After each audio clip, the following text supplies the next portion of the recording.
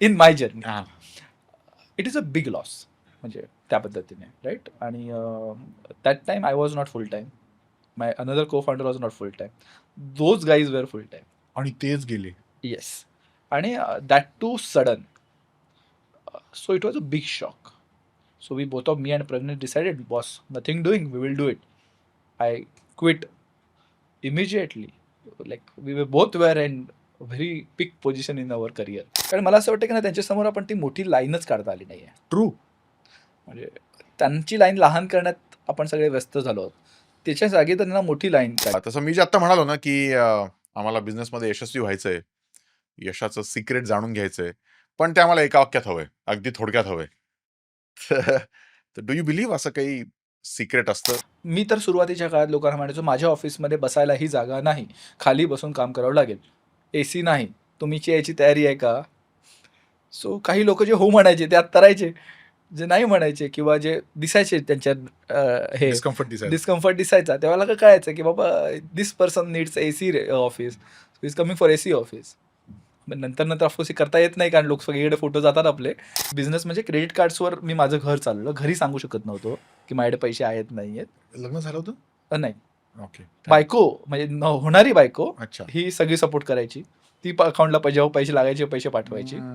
So अशा पद्धतीची सिच्युएशनमध्ये it was a very big setback. त्यावेळेला माझी कंपनीची माझ्यामध्ये 3 वर्षात मी 35 जणांची टीम होती. मी आणली 12 जण 13 जणांवर साहजिक आहे. कट करावी लागली. नमस्कार, वंदे मातरम, जय श्रीराम. मला माझा बिझनेस सुरू करायचा आहे. स्वतःचं काहीतरी करायचंय, कोणाच्या हाताखाली काम करायचं नाहीये.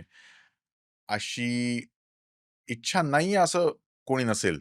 आपल्यापैकी बहुतेकांना कधी ना कधी फार प्रकर्षाने असं वाटलेलं असतं, की आपलं काहीतरी करूया. पण मग ते कसं करायचं? एस्पेशली जर खास करून जर बिझनेस बॅकग्राऊंड आपल्या फॅमिलीत नसेल, तर सुरुवात कशी करावी? कोणत्या चुका टाळाव्यात? हे सगळं चाचपडत तो रस्ता शोधावा लागतो. मग आपण इतरांना प्रश्न विचारतो, माहिती घ्यायचा प्रयत्न करतो, चुका टाळण्यासाठी मार्गदर्शन मिळवायचा प्रयत्न करतो. यात होतं काय पण, की वरवरची इम्प्लिमेंट करता येतील अशी उत्तरं फार क्वचित सापडतात. ऐकायला छान वाटतं. अरे वाह! हां, हां, बरोबर आहे असं वाटतं. पण मी नेमकं करू काय? हे शोधायला गेलं तर हाती काही लागत नाही. तसं व्हायला नको असेल, तर अशा लोकांकडून आपण मार्गदर्शन मिळवायला हवं. ज्यांनी यश तर मिळवलंच आहे. ज्यांनी वॉक द टॉक तर केलाच आहे. पण त्यांना त्यांचं यशाचं सूत्र व्यवस्थित आर्टिक्युलेट करून योग्य शब्दात ॲक्शनेबल इन्साईट्सच्या फॉर्मॅटमध्ये आपल्यासमोर आणता येतं. आज आपण एका अशाच अतिशय यशस्वी उद्योजकाबरोबर गप्पा मारणार आहोत. रवींद्र वारंग सरांबरोबर. Ravindra sir, thank you so much for joining. वेळ काढून आलात त्याबद्दल थँक यू आणि इन मराठी मंथनवर मनःपूर्वक स्वागत. तसं मी जे आता म्हणालो ना, की आम्हाला बिझनेसमध्ये यशस्वी व्हायचंय. यशाचं सिक्रेट जाणून घ्यायचंय. पण ते आम्हाला एका वाक्यात हवंय. अगदी थोडक्यात हवंय. तर डू यू बिलीव्ह असं काही सिक्रेट असतं? एका 1-2 वाक्यात सांगता येईल असं काही असतं? फ्रँकली अजून तरी मला असं वाटत नाही की मी यशस्वी झालो आहे वगैरे. It's a journey. त्यामुळे त्याला सिक्रेट काय हेच माहिती नाही. हां, हां. एक्झॅक्टली. जर्नी पळतोय. आता बघू कुठपर्यंत जाते. हां. नाही, बरोबर आहे. म्हणजे अ, तुमचे काही अजून मोठे गोल्स असतील जे तुम्ही आतापर्यंत अचीव्ह केले नाहीयेत आणि त्यामुळे मी अजून यशस्वी झालो नाहीये असं तुम्हाला वाटत असेल. पण कसं आहे सर, आणि आपण विनयाने सुद्धा हे तो विनयाचा भागही असतो आणि आय नो यू, त्यामुळे तुम्ही हे मनापासून असं म्हणणं साहजिक आहे. पण आपल्याला जर इतरांना सांगायचंय, की मी from a lower class middle family to here, तुम्ही कसे आलात? आणि मी तुमचा रिसर्च केला जेव्हा तुमच्याबद्दल, तेव्हा मी बघितलं, की तुम्हाला लोक सीरियल एंटरप्रेन्योर म्हणतात. म्हणजे तुम्ही 4 कंपनीज एकाच वेळी आता चालवताय. 2 मीडिया कंपनीज, एक ई-कॉमर्स प्लॅटफॉर्म.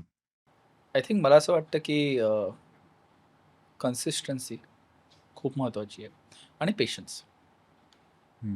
यशाचा माझ्या मते यश म्हणण्यापेक्षा इथे टिकून राहण्याची स्पर्धेत टिकून राहण्याची जी गमक आहे ते पेशन्समध्ये आणि संधी शोधत राहणं योग्य संधी आली की ती पकडणं हे खूप महत्त्वाचं आहे.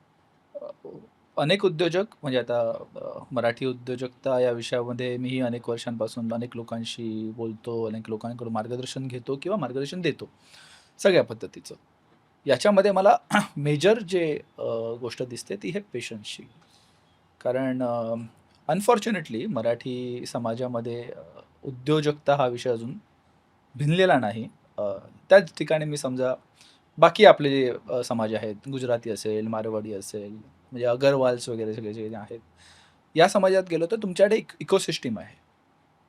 पडल्यानंतर पकडायला हात आहेत. त्याची कमी मला असं वाटतं, की आपल्या समाजात नक्की आहे. कधीतरी ही कमी भरून काढण्याचं काम आपलं आहे. म्हणजे आपणच करू म्हणजे बरोबर. आपल्यालाच करावं लागेल बरोबर. ते. दुसऱ्याच्यावर टीका करण्यात मुद्दा नाहीये. Absolutely, absolutely. पण मला असं वाटतं, की ती कमी आहे. त्या कमीमध्ये मग पेशन्स खूप आवश्यक असतात.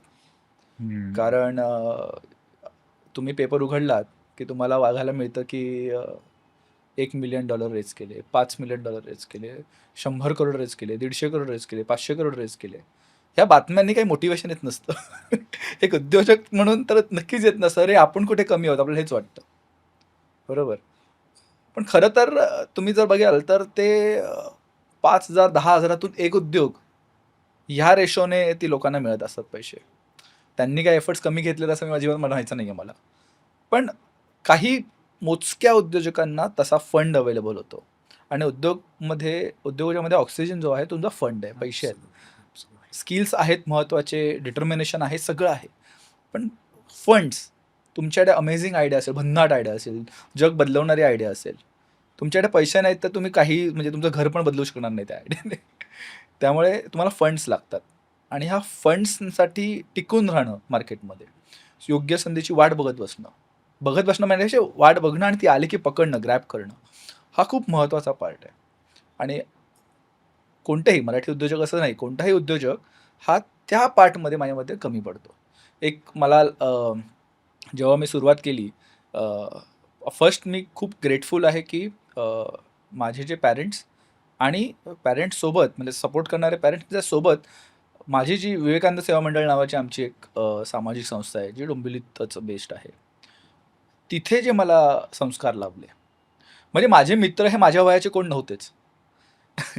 संस्थेतले सगळे जे सिनियर्स होते, ते 18 वर्ष, 20 वर्ष, 25 वर्ष मोठे. म्हणजे कधी-कधी माझ्या घरी यायचे बैठकीला आणि म्हणायचो, "अरे केतन, इकडे ये." मग आई विचारायची, "हे त्याला तू केतन म्हणून हाक मारतो? त्याचं वय काय?" मग कळायचं की अरे आईपेक्षा तर तो 5-6 वर्षांनीच लहान आहे आणि वॉव! मी त्याला केतन म्हणतोय. बट याचा फायदा मला हा झाला, की या लेव्हलचं विस्डम जे जरी मला मित्र ते त्यांची मोठेपणा होता, की ते मला मित्र म्हणून समजत होते. मी तर त्यांना दादा, काका असं बोलायला पाहिजे. पण त्या लोकांबरोबर राहून त्याच्यातला एक व्यक्ती होता जो एल-अँड-टीचा पी-आर हेड होता, केतन बोंद्रे. दिनेश मोरे जे आहेत ते हायडॅक सारख्या जर्मन कंपनीचे director kind of position, senior पोझिशनची माणसं आहेत. असे एल-अँड-टीचे एच-यू-एलचे डायरेक्टर अनिकेत गांधी हे मला मेंटर म्हणून लाभले. ही अशी लोकं माझ्या कंटिन्युअसली अवतीभोवती राहिली आणि त्यांच्या संस्कारांनी हे सगळं तयार झालं. सो तिथे मला हे समजलं, की पेशन्स शिवाय काहीच शक्य नाही. आणि तो वातावरण निर्मिती जी आहे ना, ती खूप महत्त्वाची आहे. त्या लोकांनी मला तो सुरुवातीचा जो पुश आहे ना, म्हणजे जिथे पाहिजे तिकडे फटके, ते दिले आणि त्याच्यातूनच तो तो जरी विषय सामाजिक क्षेत्रातला असला, तरी व्यक्ती म्हणून तुम्ही एकच आहात. पैलू वेगवेगळे असतील, पण तुम्ही व्यक्ती वेगवेगळे नाही आहात.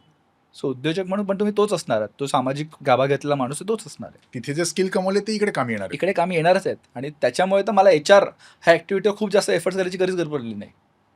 कारण कार्यकर्ता निर्मिती हा लहानपणापासून ठोकून शिकवलेला विषय आहे नाकरे सरांनी.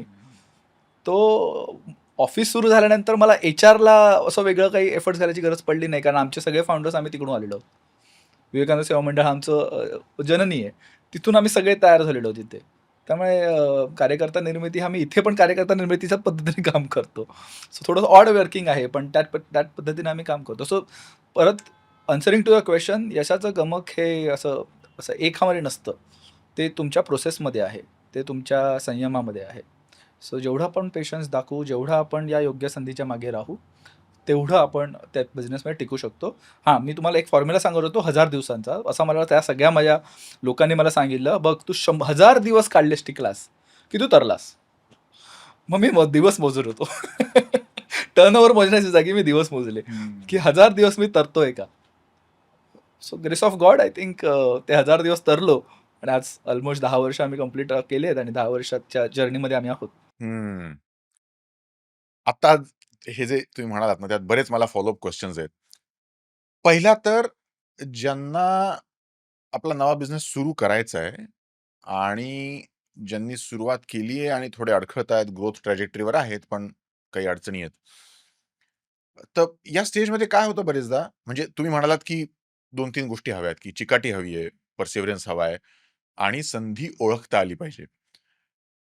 तर काय होतं बरेचदा, की मला समोर जे दिसतंय ती संधी आहे, की ते काहीतरी भासमान आहे. मला असं वाटतंय ती संधी आहे, पण हां, म्हणजे तो पिटफॉल आहे. तर मी हे ओळखू कसं, की ही संधीच आहे आणि इथे कुठला घात नाहीये? आय थिंक उद्योजक बऱ्याच वेळेला आपल्या इंट्युशन्सने जातो. ओके. पण इंट्युशन्स आहेत ना, म्हणजे बऱ्याच वेळा मला म्हणजे माझ्या यंग एजमध्ये आता यंगच आहे ऑफकोर्स पण अजून म्हणजे 20-21 मध्ये वर्षाचा असताना जेव्हा मी मंडळातून पण अभ्यास वर्ग करायचो. 2 दिवस एका इंटरनेट नसलेल्या ठिकाणी बसून फक्त चिंतन आणि मनन वेगवेगळ्या विषयांवर. इंटरनेट नसलेल्या ठिकाणी हे हां, फारच महत्वाचं आहे. हां आणि इंटरेस्टिंगली मुंबईच्या अराउंड अशा जागा आहेत. खूप सुंदर म्हणजे आता मामनोली सारखी एक जागा आहे. इथून हार्डली 50 किलोमीटर असेल. आतमध्ये हिंदू सेवा संघाचा एक आश्रम आहे. त्या आश्रमात रामकुटीच्या खाली बसलं, की आपल्याला वाटतं, की बस आपण आता मेडिटेशनच करत बसावं. वाह! हे पर्वणी असते. बरं. सो अशा पर्वणीमध्ये आम्हाला खूप संधी मिळाल्या तिकडे जाऊन बसणं, चर्चा करणं. सो बऱ्याच वेळा ना आर्ग्युमेंट्स आल्या, की मला असं वाटायचं यार मला आर्ग्युमेंट लॉजिकल आन्सर नाही करता येत आहे. खूप लोकांची स्ट्रेंथ असते लॉजिकली आन्सर ट्रू. करणं. Everything whatever they will say logical. तसा माझे को-फाउंडर आहे प्रज्ञेश लोढाया म्हणून. He is logically amazing. हं. मला लॉजिकली आन्सर नाही करता येत. मी इंट्युशन्सवर जातो. त्याच्यानंतर जेव्हा मी मी हा प्रश्न माझ्या मेंटॉर्स म्हणजे नाखरे सर असतील किंवा पुस्तकातील म्हणजे मेंटॉर म्हणजे विवेकानंद. विवेकानंद सेवा मंडळाचंच नाव घेऊन चाललोय आणि प्लस शाळा पण विवेकानंदच होती, स्वामी विवेकानंद. तर विवेकानंद माझ्या आयुष्यात लहानपणापासून आहेत. सो त्यांच्या एका पुस्तकात मला वाचायला मिळालं आणि त्याच्यानंतर अजून काही रेफरन्सेस पण मिळाले, की इंट्युशन्स काय आहेत? Intuitions are your nothing but a subconscious mind. हं. येतात कुठून ते? It's a manifestation. तुम्ही तुझ्या सबकॉन्शियस माइंड ट्रेन कसं होतं? तर तुम्ही जे आयुष्यभर वाचत असतात, बघत असता, ऐकत असतात, याने तुम्ही कसं ना म्हणजे जेव्हा तुम्ही लक्षपूर्वक ऐकतात, मनन करता, चिंतन करता, तेव्हा तुम्ही सबकॉन्शियस माइंडला ॲक्चुअली ट्रेन करतात. कॉन्शियस माइंड तर ठीक आहे, कॉन्शियस माइंड तुमच्या लक्षात असतं, तुमच्या कॅपॅसिटीनुसार तुम्ही कॉन्शियस माइंडने आन्सर करत असतात. पण सबकॉन्शियस माइंडला ट्रेनिंग करणं खूप आवश्यक असतं. आणि ह्या सबकॉन्शियस माइंड जेव्हा ट्रेन होते, त्यावेळेला आता एक्झाम्पल, तू पॉडकास्ट घेतोयस माझा, मला प्रश्न विचारतोयस. मी लिटरली मला आठवत पण नाही आपण तुम्हाला काही प्रश्न पाठवलेच पण नाही आहेस. आपण जस्ट तू मला विचारतोय, मी बोलतोय आणि मी मग माझ्या मेमरीज येत आहेत.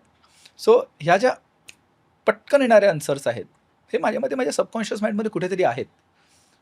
राइट. मी अनेक वर्षांमध्ये त्याचा उल्लेखही केला नसेल आता हं. आणि तो उल्लेख करतोय. सो दॅट सबकॉन्शियस माइंडमधून जेव्हा तुम्ही आन्सर करतात, so that comes as a your intuition. Okay. And when you answer that, so म्हणजे आपण तुझा प्रश्न काय एक्झॅक्टली काय होता? परत संधी आपण ही संधी संधीच ओळखायची आहे कशी? ना, की राइट. बाबा हा कुठे पिटफॉल तर सो नाहीये? तुझ्या या इंट्युशन्सने जेव्हा तुझं वाचन आणि एवढं सगळं वेगवेगळं चाललेलं आहे, याच्यातून जेव्हा तुझी इंट्युशन क्रिएट होते, की ही संधी बरोबर आहे की नाही. सो ती काय प्रोबॅबिलिटी नाही आहे, असं मॅथमॅटिक्स नाही आहे त्याच्यामध्ये, की काही ठिकाणी आपण प्रोबॅबिलिटी वापरू शकतो, पण इकडे मी असं नाही म्हणणार, की हां, संधी ही 50% आहे, 50% आहे. आपल्याला काही कॅल्क्युलेशन्स करावे लागतील. पण तुझं जे वाचन आहे एवढ्या दिवसापासूनचं, एवढ्या वर्षापासूनचं, ते तुला ते नक्की हेल्प करतं. त्यामुळे उद्योजकांनी सगळ्यात पहिले तर आपल्याला हे करायला पाहिजे, की आपला जो दायरा आहे विचारांचा, हा वाढवावा लागेल आपल्याला. खूप वेगवेगळ्या गोष्टी वाचायला पाहिजे. माझ्या मते हार्वर्ड बिझनेस रिव्ह्यू, इकॉनॉमिस्ट सारख्या गोष्टी जर आपण वाचल्या नाहीत, तर जगभरातल्या संध्यांचा आपल्याला कधी समजच लागणार नाही. कॉन्टेक्स्टच करणार नाही. एक्झॅक्टली. आणि त्याच्याहून जास्त मला असं वाटतं, की तुम्ही कोणत्या व्यक्तींच्या सानिध्यात राहतात. जर तुम्हाला सानिध्य हे एका काही अशा व्यक्तींचं लाभलंय, की जे व्यक्तींकडे हे एक्सपोजर आहे. करेक्ट? तर तुम्ही 100 पुस्तक वाचताना एका व्यक्तीशी 1 आवरचं कन्व्हर्सेशन इज इनफ. ॲब्सोल्युटली. आणि luckily I got that opportunity. असं मला म्हणजे अजूनही मी संध्या शोधतोय अजून अशा लोकांना भेटतोच आहे. आताही मी मागचे 4 दिवस अशा काही लोकांबरोबर होतो, ज्यांच्याबरोबर it was like mind boggling. So त्याने तुम्ही तुमचं सबकॉन्शियस माइंड ट्रेन करत राहतात आणि जेव्हा तुम्ही हे ट्रेन करत राहतात, तेव्हा तुमच्याकडे जी संधी येते, ती संधी तुम्हाला ऑटोमॅटिक ओळखता येते.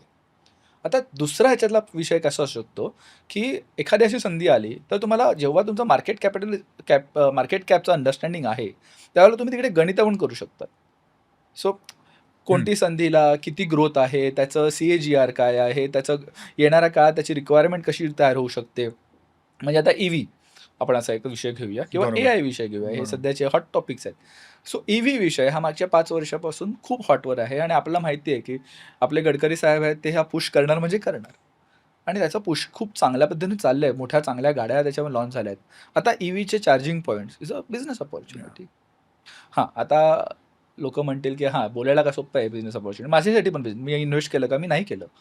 कारण त्याला लागणारी इन्फ्रास्ट्रक्चर कॉस्ट आहे, ती तर बिल्ड करावी लागेल. पण काही लोकांसमोर ही संधी येऊ शकते. तेव्हा ह्या कॅल्क्युलेशन्स करून आपल्याला ही संधी ओळखून त्याच्यावर उडी मारता येऊ शकेल. मी ट्रेडिशनल बिझनेसमध्ये आहे. मी तेच करत राहणार. मी अजिबात हलणार नाही त्याच्या जागेवरून. मी 25 वर्ष आहे. माझा टर्नओव्हर हा 70 करोड आहे. मी खूप आनंदित आहे. मला खूप पुरस्कार मिळत आहेत. खूप आनंद आहे. तुम्हाला यश मिळालं, मला आनंदच आहे. सगळ्यांना आनंद आहे. पण मराठी माणसाने किंवा कोणत्याही उद्योजकाने एवढं लिमिटेड का राहावं, विचार करावा. इथे इलॉन मस्क त्याची सॅलरी घेतो $1 ट्रिलियन जे काही कंपनीज, काही कंट्रीजचे GDPज असू शकतील. त्याच्याहून जास्त सॅलरी घेतोय तो. त्याच्याने त्याची तो विचार केला ना तो. तो जेव्हा विचार केला, तेव्हा तो तिथून पोहोचू शकला. आम्ही आमच्या 50-100 करोडमध्ये खुश आहोत. तिथे थोडं माझ्यामध्ये फारकत येते. माझ्यामध्ये आपण उद्योजक म्हणून हा विषय खूप स्ट्राँगली घ्यायला पाहिजे, की आपण व्हिजन आपण किती ब्रॉड करायचं. आणि आमचा प्रयत्न तोच चाललाय, की जर आम्हाला बिझनेस करायचा आहे, तर टाटासारखं काहीतरी उभं करा. इन्स्टिट्यूशनल, फंडामेंटल, ग्राउंड लेव्हलवरून काहीतरी मोठं होतंय. मी खूप मोठा फॅन आहे. म्हणजे माझ्या आयुष्यामध्ये नारायण मूर्ती आणि रतन टाटा किंवा JIT टाटा यांच्या पुस्तकांचा प्रचंड प्रभाव राहिला आहे. आणि मी अजूनही नेहमी म्हणजे कोणतंही नवीन पुस्तक आलं, की ते मी पहिले घेऊन ऐकतो. आता रिसेंटली मी एक हरीश भटचं 50 इन्स्पिरेशनल स्टोरीज टाटाच्या असं एक पुस्तक हे केलं आणि ते पुस्तक मी ऑफिसमध्ये लोकांना अच्छा. ऐकवलं, एक स्टोरीज. लोकांना काही रिकमेंड केलं, की हे तुम्ही ऐका. These are the values what we want to build. कधीही आम्ही हा विचार नाही केला, की आम्ही $1 मिलियन फंडिंग रेज करू आणि IPO काढून ते लोकांना लिक्विडेट करू आणि आपण बाहेर जाऊ. असा विचार आमच्या डोक्यात कधी आला नाही. विचार आमचा नेहमी हाच आला, की जेव्हा आम्ही घडू, तेव्हा समाजही घडायला पाहिजे आणि देशही घडायला पाहिजे. सो ह्या विचाराने काम करतोय. त्यामुळे संधी माझ्या मते तशाच पद्धतीने येतात. जेव्हा तुमचं इंटेन्शन खूप स्ट्राँग आहे, पॅशन खूप स्ट्राँग आहे, त्यावर तुम्ही समविचारांचे, फ्रिक्वेन्सीचे माणसं आपण अट्रॅक्ट करतो. फक्त परत मी तोच पहिला मुद्दा होता, आपला पेशन्स कमी पडतो. आता हे जर आपण फ्रेमवर्क बघायचा प्रयत्न केला, तर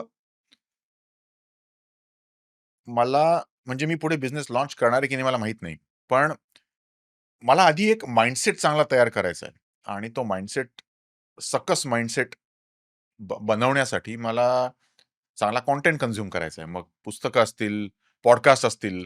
म्हणजे मी म्हटलं तसं, की मी कधी बिझनेस लॉन्च करणार आहे मला माहीत नाही. मी बिझनेस लॉन्च करणार आहे की नाही हेही मला माहीत नाही. पण मला एक अवेअर, वाईज, एक एक बुद्धिमान, एक चतुरस्त्र व्यक्तिमत्व घडवण्यासाठी म्हणजे मला ते व्यक्तिमत्व तर घडवायचंय. त्यासाठी मी मेहनत घेतली पाहिजे आणि त्यासाठी मी वाचन, मनन, चिंतन हे सगळं केलं पाहिजे. पण ते आताच्या जनरेशनला थोडं कठीण आहे ना. एखाद्या वेळेस एवढे अट्रॅक्शन समोर आहेत आणि त्याला पिअर प्रेशर पण आहे. तुम्ही तुम्ही स्नॅपशॉटमध्ये स्नॅप नाही टाकला आज, तर म्हणजे तुम्हाला बहिष्कृत केल्यासारखं ट्रीट केलं जातं. तुम्ही आता नाव काढलत म्हणून मी कितीतरी जेनझीजना हे विचारलंय, की "तू बाबा रे Snapchat का वापरतोस?" हां. म्हणजे का बरं? What do you get out of it? म्हणजे मला हे कळतं, की बाबा रे मी Instagramवर माझा फोटो टाकला, एखादी रील तयार करून टाकली, तर मला ॲट लीस्ट फॉलोअर्स मिळतायत. I am growing there. I am building my personal brand, ह्यातून काहीतरी मी इन्फ्लुएन्सर होईन कदाचित, मला हे लॉजिकल पाथ दिसतो. पण मी रॅन्डम माझ्या जीवनात जे काही करतोय तो फोटो काढून मी दुसऱ्या कोणाला तरी पाठवणार, मग तो मला पाठवणार. म्हणजे रवींद्र माझे मित्र आहेत, मी रवींद्रचा मित्र आहे आणि मी कॉफी पीत बसलोय म्हणून मी माझा फोटो काढला आणि मी रवींद्रला पाठवला आणि मग त्यांनी मला त्यावर काहीतरी पाठवलं. म्हणजे त्या स्ट्राइक्स हां. व्हाय? मी हे किती जेन्झीजना विचारतो, की तुम्ही का करता हे? What do you get out of it? There is no logical answer. म्हणजे गंमत म्हणून म्हणजे गंमत वाटू शकते आपल्याला ही, पण इट इज व्हेरी सीरियस, की आपण जे आता बोललो ना, की आपला कॉन्शियसनेस आणि आपला कॉन्शियन्स डेव्हलप करायला पाहिजे. आपले विचार घडवायला पाहिजेत. भविष्याची तयारी करायला पाहिजे. ते आता आपण आपला अख्खा दिवस कसा मोजून मापून कोणीच आखत नाही. आपण भरपूर टाईमपास करतो, रंगमंग करतो.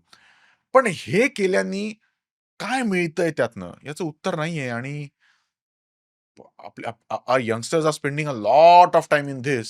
So it is worrisome. हां, म्हणजे आता परत आपण वेगळ्या दृष्टीने जर ह्याच्याकडे बघितलं, कारण मला असं वाटतं की जेन-झी हा विषय जो आहे ना, हा थोडासा मिसअंडरस्टूड विषय आहे असं मला पर्सनली अग्री. वाटतं. म्हणजे माझ्या ऑफिसमध्ये 120-125 जण असतील. त्याच्यातले अर्ध्याहून अधिक जेन-झी असतील.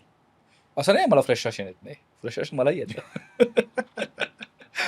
म्हणजे they will spend time in making coffee. हां, हां. है ना? देन अजून काय करत असतील. But they are sincere guys. म्हणजे टॅलेंट आहे, सगळं आहे. मी मिसअंडरस्टूड यासाठी म्हणालो, कारण मला असं वाटतं की ना त्यांच्यासमोर आपण ती मोठी लाईनच काढता आली नाही आहे. ट्रू.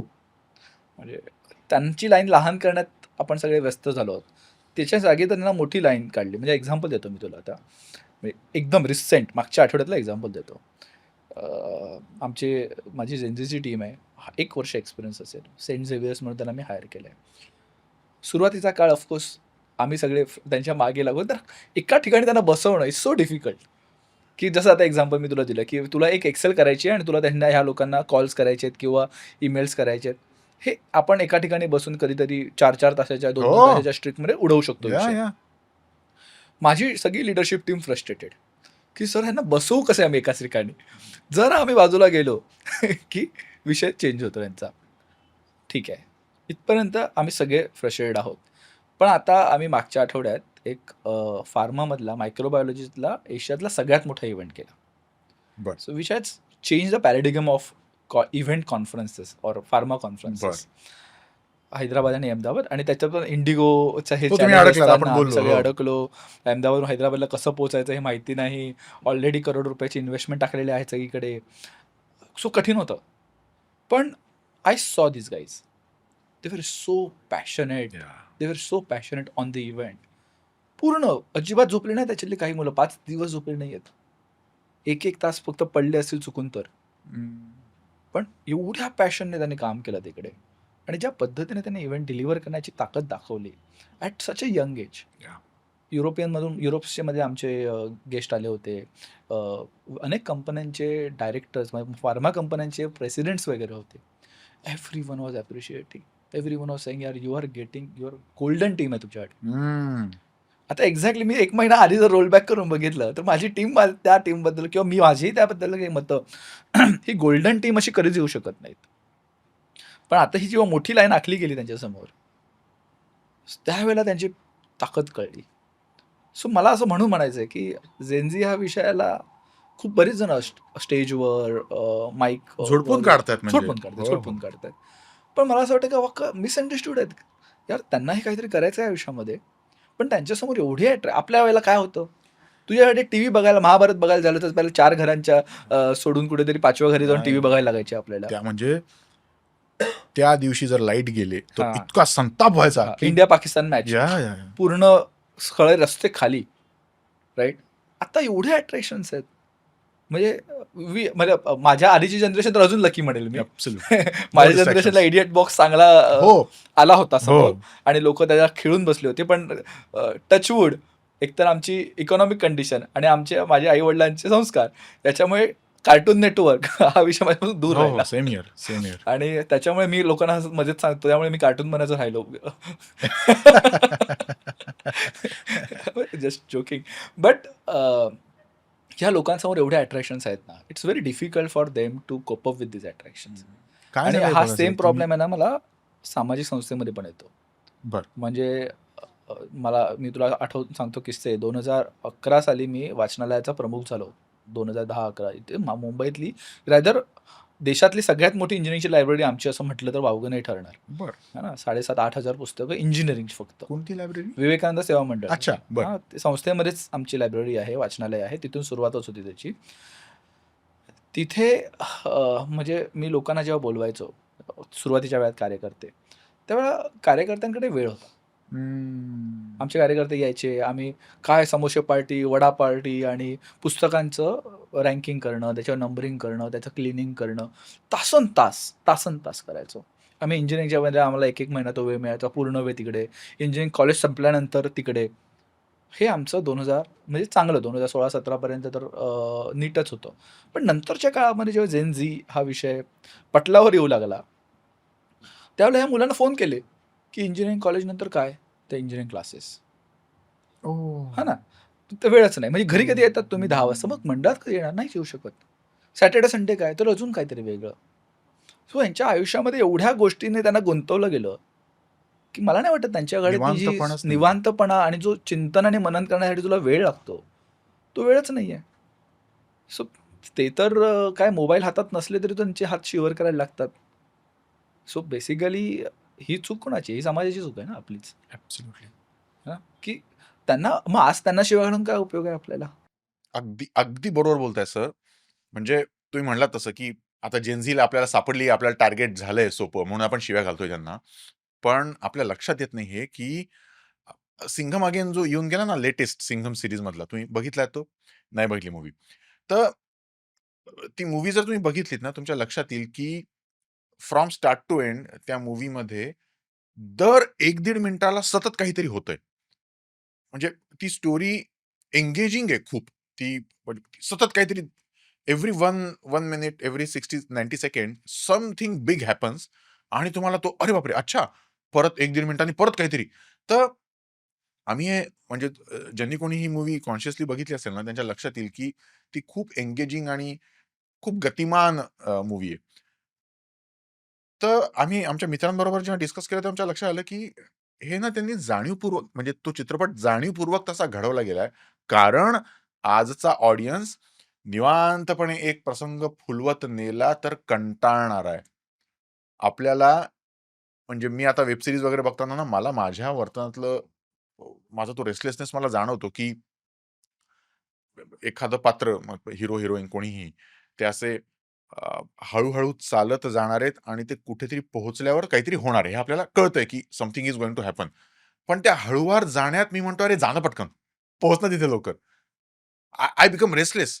पण दॅट्स लाईफ राइट? आणि एखा एखाद कुठलीही कला म्हणजे एखादी मूव्ही, एखादी वेब सीरीज या प्रसंगांमधनं त्या हळूवार जाण्यातून ते जे शेवटी घडणार आहे त्याचा इम्पॅक्ट फुलतो. मला आपल्याला त्याची घाई झाली आता. आपल्याला लक्षात येत नाही, की आपण सगळे असे रेस्टलेस होत जातोय. म्हणजे ब्रेकिंग बॅड तुम्ही बघितली राइट? तर अतिशय गाजलेली सीरीज आहे. आज जर ती कोणाला दाखवली, आज जर नव्याने कोणी ती पहिल्यांदा जर कोणी आजची जनरेशन ते बघत असेल ना, तर ती नाही आवडणार. कारण ती इतकी संथ, एक-एक कॅरेक्टर असं बिल्ड करत जात इम्पॅक्ट क्रिएट करणारी सीरीज आहे. ती आज नाही आवडणार लोकांना. त्यामुळे हे खूप महत्वाचं आहे, की जेन आपण शिव्या घालतो, पण आपल्या लक्षात येत नाही, की या मुलांना आपण घडवलंय ना. 18, 20, 22 वर्षांचे होईपर्यंत आपण यांना कसं घडवलंय? एक तर बहुतेकांना लहान किंवा मोठं भावंड नाही. आई-वडिलांनी एकतर खूप पॅम्पर केलंय किंवा दोघं कमावते असल्यामुळे त्यांनी फारसं लक्ष दिलेलं नाही. नातेवाईकांकडे गेलेत, 15-20 दिवस राहिलेत, यांच्याकडे कोणी येऊन 15-20 दिवस राहिले. लग्नकार्यात कामं केले, महिना-महिनाभर चालणारी लग्नकार्य आहेत. असं यांचं झालेलं नाही. मग ही घडली कशी आहे पिढी? ही पिढी इन्स्टंट ग्रॅटिफिकेशनवरच घडली आहे. यांना समाजाने कॉन्शियसली तुला अमुक-अमुक मिळवण्यासाठी थोडी वाट बघावी लागणार आहे. तुला तुला हवा तो रिझल्ट मिळण्यासाठी वाट बघावी लागणार आहे. हे हे हा माइंडसेट शेप झालाच नाहीये. असं घडवलंच नाहीये. मग हा दोष जेन नाहीये ना. म्हणजे एक साधी गोष्ट सांगतो, की इन्स्टंट ग्रॅटिफिकेशनचं कसं झालंय या पिढीचं. मी लहानपणी जर काही आणायला गेलो, तर मी आधी केस विंचरणार, आरशात बघणार, चेहरा धड दिसतोय ना बघणार, मग ती पिशवी घेणार, मग खाली उतरणार, मग ते जाणार. जर पाऊस असेल तर मग भिजणार किंवा छत्री घेऊन जाणार. ह्या सगळ्या प्रोसेसमध्ये मला अमुक एक वस्तू आणण्यासाठी मला करावे लागणारे कष्ट, मला जी वाट बघावी लागते. यातून माझं कॅरेक्टर बिल्ड होतं ना, यातून मी घडत असतो. आता ऑनलाईन ऑर्डर केलं जातंय. तर माझं व्यक्तिमत्व ज्या प्रोसेसमध्ये पूर्वी घडायचं, तसं आता घडत नाहीये. म्हणून कॅरेक्टर वेगळं बिल्ड होतंय आणि त्यातनं मग हा रेस्टलेसनेस, त्यातनं इम्पेशन्स, त्यातनं मला चटकन रिझल्ट पाहिजे. मला रिझल्ट मिळाला नाही तर मग मी नाराज होतो, मग मी डिप्रेस होतो. हे त्यातनं येतंय. त्यामुळे जेन आपण शिव्या घालतो, त्यांना आपण कल्प्रिट म्हणतो, पण ॲक्चुअली ते व्हिक्टिम आहेत.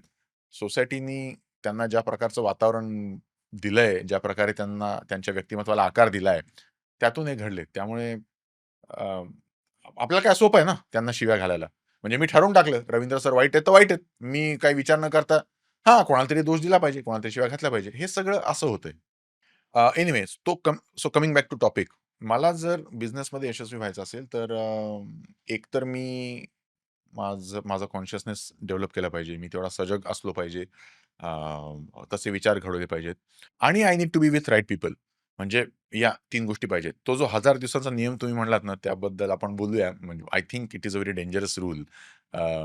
पण या 3 गोष्टी हव्यात. म्हणजे याच्या केंद्रस्थानी पेशन्स आहे. म्हणजे मला हव्या तशा गोष्टी घडणार नाहीयेत. आणि त्यामुळे अ, मला खूप पेशन्स ठेवावा लागणार आहे. म्हणजे कसं होतं, मी फर्स्ट इयर, सेकंड इयरमध्ये असतो. माझ्यात ऊर्जा असते, माझ्यात कॉन्फिडन्स असतो. मला असं वाटतं, की दुनियेला कळालं नाहीये ते मला कळालंय आणि मी किसी के हात के नीचे मैं काम नहीं करेगा, स्वतःचं काहीतरी टाकणार आणि मग मी स्वतःचा धंदा टाकतो. म्हणजे होतं असं, की कॉलेजमधनं मग मी बाहेर पडतो, मी फ्रीलान्सिंग सुरू करतो. फ्रीलान्सिंग सुरू करून मी माझा बिझनेस करतो त्याला. अ, कुठल्याही बॉसच्या हाताखाली काम केलेलं नसतं. त्यामुळे कोणाच्या हाताखाली शिस्तीत काम करून तावून सुलाखून मी निघालेलो नसतो. आणि मग हे झालेलं नसल्यामुळे मग वर्क कल्चर, ती शिस्त I have seen this happening since 5-10 years. त्यामुळे मला वाटतं ना, की वी हॅव मिस्ड इट. ते कॅरेक्टर बिल्डिंग आपण हरवून बसलोय. नाही आणि कसं आहे, परत आपल्या मागच्या पिढ्या या काही उद्योजकमध्ये नाही आहेत. हं. एक्झाम्पल देतो आता परत, की काय काय पद्धतीचे प्रॉब्लेम आपल्याला येऊ शकतात. एकतर मुळात आपल्या घरामध्ये ह्याची सवय नाही हो, बरोबर. उद्योजकची, हो, हो. बरोबर? तो जॉब करणारा माणूस संध्याकाळचे 7 वाजले, की घरातली बेल वाजते, घरात येतो. 9 वाजले सकाळचे, की तो बरोबर किंवा 7:30ला ची ट्रेन पकडायची असते, तो बरोबर निघतो. हे सगळ्या गोष्टी घडत असतात, बरोबर? तोच जेव्हा माणूस उद्योगमध्ये येतो, तेव्हा ती त्याला 7:30ची वेळ दिसत नाही, ती नाही त्याला ते 7ची वेळ दिसते. आता हा विषय जेव्हा घरातील व्यक्ती समजते, त्यावेळेला तो उद्योग म्हणून जो कोणी माणूस असेल, बाई असेल किंवा पुरुष असेल, त्याला तो सपोर्ट मिळतो. तो जर घरात म्हणजे आपल्या किंवा कोणत्याही उद्योजकाच्या घरात मिळाला नाही, तर त्याला ऑलरेडी एक मोठं बर्डन असतं. बरोबर आहे. ते ॲब्सोल्युटली. खूप कठीण जातं. 2 लढाया लढाव्या त्यामुळे लागतात. हो, लढाया 2 काय अजून एक लढाई म्हणजे असतात. बाहेरची आहेच आहे. शिवाय घरातली. घरातली एक लढाई आणि मग त्याच्याबरोबर तर ते जॉइंट कुटुंब असेल अजून काही, तर त्याचे काका पण त्याला फोन करणार, मग त्याला मामा पण फोन करणार, मग आजी-आजोबा पण करणार. असं सगळ्या भोवतीने त्याला असं बांधून घेतलं जातं. तेच जर तो जॉबमध्ये असता आणि जॉबमध्ये तो रात्रभर काम करत असता, तर "अरे, खूप माझा पोरगा काम करतो हो." असं बोलून त्याला गुंजारलं गेलं असतं. पण तेच उद्योग बिझनेसमध्ये तसं नाही घडत. आणि हा एक आपल्या इकोसिस्टमचा मोठा प्रश्न आहे. आणि खरंच मला असं वाटतं, की कधी-कधी बिझनेस पर्सनला हे थोडंसं त्यांच्याबद्दलचे जे विचार असतात ना, ते थोडेसे चुकतात समाजाचे. स्वतःबद्दलचे. नाही स्वतःबद्दलचे पण आणि समाजात. समाजाचे किंवा बरं. फॅमिलीजचे पण त्याच्याबद्दलचे. कारण जर तू आता LinkedIn ओपन केलंस, सोमवारी ओपन केलंस समजा पर्टिक्युलरली, तर तुला कोणती पोस्ट मिळते ज्याच्यामध्ये एका एंटरप्रेन्योरबद्दल पॉझिटिव्ह लिहिलं गेलंय? आता एक्झाम्पल नारायण मूर्ती. आता अरे! कॉन्ट्रोव्हर्सीचा विषय आहे पहा. माझे दैवत आहेत ते. No, no. And I agree with him. म्हणजे आता 100%. दोघांचे पॉडकास्टला आपल्याला हे याह, बॅन याह. करतील. पण त्यांनी ज्या कंटेक्स्टमध्ये बोललंय, की 70 तास वर्क याह, याह. त्यांनी सिंपल कंटेक्स्ट दिला, की आज जर चायना ही ग्रो करतेय किंवा आज आपल्याला यूएसच्या इकॉनॉमीला टक्कर द्यायची आहे, तर भारतातील तरुणांनी काय केलं पाहिजे? त्यांनी हे नाही म्हटलं की तू वर्क लाईफ बॅलन्स करू नकोस. त्याने म्हटलं की ही आवश्यकता आहे. It's a reality. He is not compelling anyone. आज त्या माणसाने माझ्या मते कमीत कमी 50 लाख फॅमिलीज तरी उभारल्या. इन्फोसिसच्या मधून बाहेर पडलेले अनेक बिझनेस उभे राहिले. केवढी मोठी इकोसिस्टम आज आय-टी सर्व्हिस जी so called we are proud of. आणि तुम्ही हिंजेवाडीमध्ये जा, हो, हो. गुरुग्राममध्ये जा, ज्या पद्धतीने तुम्ही पैसे खर्च करू शकतात, जी आपल्याला त्याने अवकात शब्द म्हणेल मी, ॲब्सोल्युटली. दिली आपल्याला, प्रश्नच नाही. ही त्या माणसाच्या व्हिजनने दिली आहे की. आज तुम्ही त्याला त्याच्या वयाचा विचार न करता ज्या पद्धतीने कीबोर्ड वॉरियर बनून जे लिहितात, काय म्हणजे म्हणजे एक एंटरप्रेन्योरला कशा पद्धतीने ट्रीट केलं जातं, हे खूप महत्त्वाचं आहे. आज एम्प्लॉयी पण जेव्हा न विचार करता ज्या लिहितो कंपनीबद्दल, ठीक आहे, मी मान्य हो, हो, करतो. हो. काही कंपन्या ह्या त्या पद्धतीचा ट्रीटमेंट देत असतील. Not every company. करेक्ट. आणि समोरच्याचे पण काहीतरी चॅलेंजेस असतील. म्हणून त्याला काहीतरी तुम्हाला प्रॉब्लेम येत असतील. हे एखाद्या माणसाने समजायला पाहिजे. ही आपला समाज समजत नाही आहे आजही. आज सिलिकॉन व्हॅलीमध्ये जा. सिलिकॉन व्हॅलीमध्ये you get amazing support for your ecosystem. True. There are people standing in front of you who will offer you. Yes. आता अतिशयोक्ती होईल थोडीशी, पण they are standing there and Yeah, offer you रांगेत उभेत फंड्स. पैसे घेऊन. आणि फ्रँकली इंडियामध्ये 1,00,000 बिझनेसेसपैकी समजा आपण गणित केलं, किती लोकांना फंड्स मिळतात? हातावर मोजण्या एवढ्या. सिलिकॉन व्हॅलीमध्ये जोपर्यंत मी फंड उभे नाही करत, तोपर्यंत मी बिझनेस आयडिया एक्झिक्यूट नाही करत. सच अ बिग डिफरन्स. आज ऑफकोर्स भारतामध्ये स्टार्टअप इंडिया आणि या नावाने सगळ्या गोष्टी सुरू झाल्या आहेत. आनंद आहे सगळ्या गोष्टीचा आणि समर्थन पण आहे. पण But the ग्राउंड execution, लेव्हलला yeah. खूप वेगळी परिस्थिती आहे. आणि हा कोणाचा दोष नाहीये म्हणजे हां, the whole आपली system is सिस्टमच like it. त्या पद्धतीची आहे, की आज बँक म्हणणार, की बाबा सीजीटीएमएससीच्या अंडर तुला नाही बस, मिळू बस, शकत. बस, बस. तुला एवढ्या गोष्टी वर्ष पाहिजे तेवढं. And I am struggling it from it. मतलब तू मला म्हणून मी तुला म्हटलं, की यशस्वी असं मी स्वतःला म्हणणार नाही. I am still struggling from it. यावरनं इतकं बोलता येण्यासारखं आहे. म्हणजे आपली पावभाजी पांडा नावाची फ्रँचायझी चेन आहे. आपले 9 हॉटेल्स आहेत सध्या आणि आता 3 अजून बुक झालेत. तर आम्हाला जर फंड्स उभे करायचे आहेत, आम्ही बँकांकडे जातो, इन्व्हेस्टर्सकडे जातो. तर the questions they ask are असं म्हणायला नको, पण दे आर सो रिडिक्युलस. म्हणजे हे थोडं उर्मट वाटेल, पण ते म्हणतात, "तुम्ही ॲसेट बिल्ड करत नाही आहात, तर आम्ही पैसे कसे देणार?" अरे बाबा, आम्ही 9 आउटलेट्स आमचे उभे आहेत. त्यांचं ऑपरेशन्स आमच्या हातात आहे. क्वालिटी आमच्या हातात आहे. आम्ही ब्रँड बिल्ड करतोय, कस्टमर लॉयल्टी तयार करतोय, कस्टमर डेटाबेस आहे. बरं, बँकांनी हे विचारलं तर ठीक समजू शकतो, कारण बँकांची एक विशिष्ट पद्धत आहे. इन्व्हेस्टर्सनी सुद्धा असे प्रश्न विचारावेत. म्हणजे तुम्ही जे नारायण मूर्तींच्या कॉन्टेक्स्टमध्ये म्हणजे तुम्ही जे म्हणालात ना, की तुला पुढे जायचं की नाही बाबा आयुष्यात. तू आज कुठल्यातरी कंपनीत काम करतोयस, तू आज ₹1,00,000 कमवतोयस. तुला 2 वर्षांनी 2,00,000 कमवायचे आहेत. तुला पुढे जायचंय ना. तर स्वतःसाठी मेहनत घ्यायला काय प्रॉब्लेम आहे?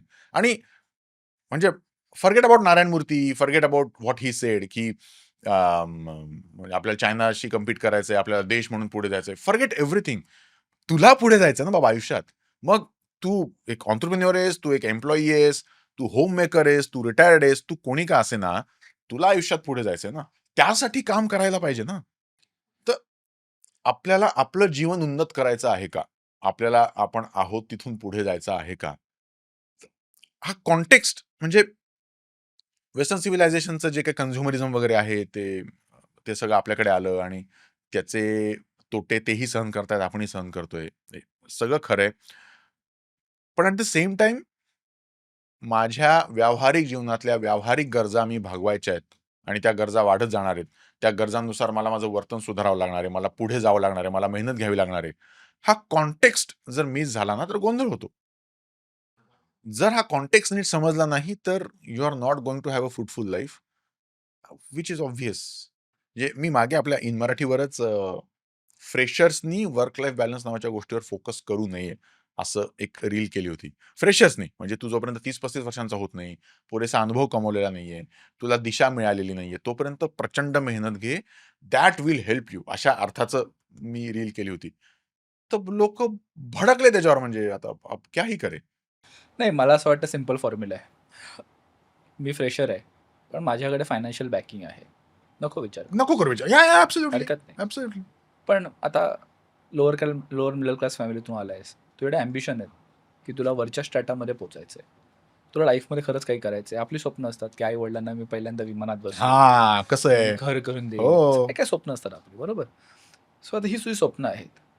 तर ही स्वप्न असलेला माणूस हा त्या 70 तास किंवा वर्क लाईफ बॅलन्सकडे बघत नाही. त्या स्वप्नांना जस्टिफाय करता येईल असं तुला वागलं असं पाहिजे. वागलं पाहिजे. दुसरं, वर्क लाईफ बॅलन्स हे केव्हा वाटतं? तर वर्क आणि लाईफ हे 2 वेगळे कसे काय? नाहीच आहेत ना. ते तुझी लाईफच आहे ना एक. Absolutely. आणि जर तू ते करतोयस, त्याच्यामध्ये तुला आनंद आहे, ते तुझं पॅशन आहे, यू आर एन्जॉयिंग इट. तुला खरंच तुझ्या घड्याळाकडे वेळ लक्ष जातं का? खरंच काटा दिसतो का कुठे? माझ्या ऑफिसमध्ये कुठेही घड्याळ नाहीये. हे घड्याळ पण मी आता तुझ्या पॉडकास्टसाठी घातलं समज. छान दिसावं पण म्हणे. पण अ, काट्याकडे लक्ष जाऊच शकत नाही एका पॅशनेट व्यक्तीचं. हं.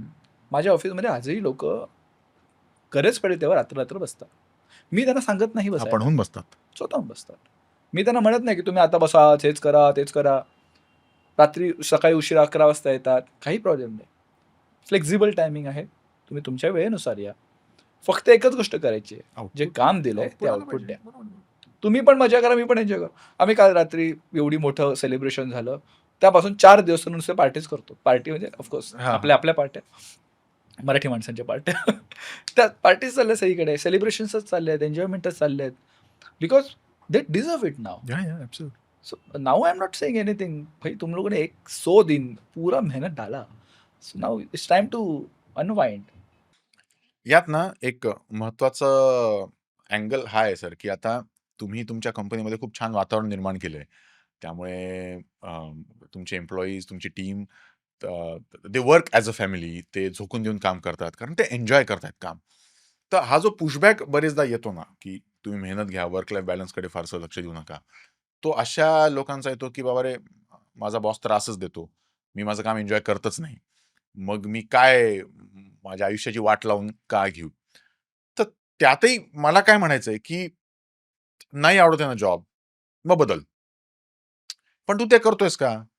R you switching? Are you changing your job? If possible you will change your job and you should. No problem about it. There are no two ways about it.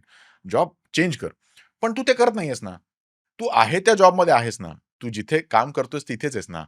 मग तुझ्या हातात जे पत्ते त्यानुसार तू खेळला पाहिजे.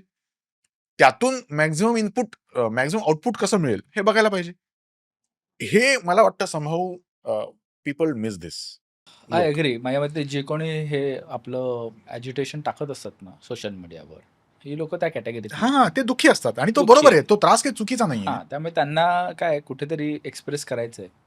ते एक्सप्रेस करायला सोशल मीडिया दिसते. लोकं लाईक्स करतात त्याला. हो. त्यांना समदुःखी लोकं त्याला लगेच आउटरेज इज ऑल्वेज. करतात. That is okay. त्यामुळे खूप सिरियसली घ्यायचा विषय नाही आहे तो. पण आपल्या जनरेशनला हे समजायला तर नक्कीच पाहिजे, की आपल्याला जर काहीतरी एक्स्ट्राऑर्डिनरी करायचं आहे, तर एक्स्ट्राऑर्डिनरी इनपुट्सची आवश्यकता आहे. बरोबर. जे तुम्ही इनपुट द्याल तेच आउटपुट निघणार आहे. त्या आउटपुटच्या त्या प्रोसेसमध्ये काहीतरी एक्स मायनस काहीतरी जे काही होईल ते होईल. पण तुम्ही जेवढं क्वालिटी इनपुट त्याला द्याल, तेवढं क्वालिटी आउटपुट निघेल आणि आज देशाला क्वालिटी आउटपुटची गरज आहे आणि माझ्या मते आपल्या जनरेशनवर विश्वास आपला असला पाहिजे. हो, हो. येणारं जनरेशन प्रश्नच नाही. मिलेनियल असेल किंवा जेन झी असतील. जेन झी असतील. या, या, या. ताकद तुफान आहे. तुफान आहे. पण फक्त त्यांना ती योग्य डायरेक्शन जी आपल्या समाजाने असताना द्यायला पाहिजे ती आवश्यकता आहे. बरोबर आहे. जे बरोबर. उभे राहिलेले उद्योजक ऑलरेडी आहेत, त्या उद्योजकांनी खाली उतरून मला हेच समजून घ्यायचं सर तुमच्याकडून, की हे जे वर्क कल्चर तुम्ही डेव्हलप केलंय, ते फॉर्म्युलेट करता येऊ शकतं का? ते की असं 1, 2, 3, 4, 5 या 5 गोष्टी करा. म्हणजे मग माझी 5 जणांची टीम आहे की 50 जणांची टीम आहे, डझंट मॅटर. जर एक नवीन एंटरप्रेन्योर कोणी असेल, जो त्याचा बिझनेस उभा करतोय, त्यांनी काय करावं? त्यांनी काय केल्याने ही सिस्टम इम्प्लिमेंट होईल, ज्याने त्यांची टीम आपणहून काम करेल. मग तो walk in time, walkout time बघायची गरज पडणार नाही. त्यांच्यावर सतत लक्ष ठेवण्याची गरज पडणार नाही.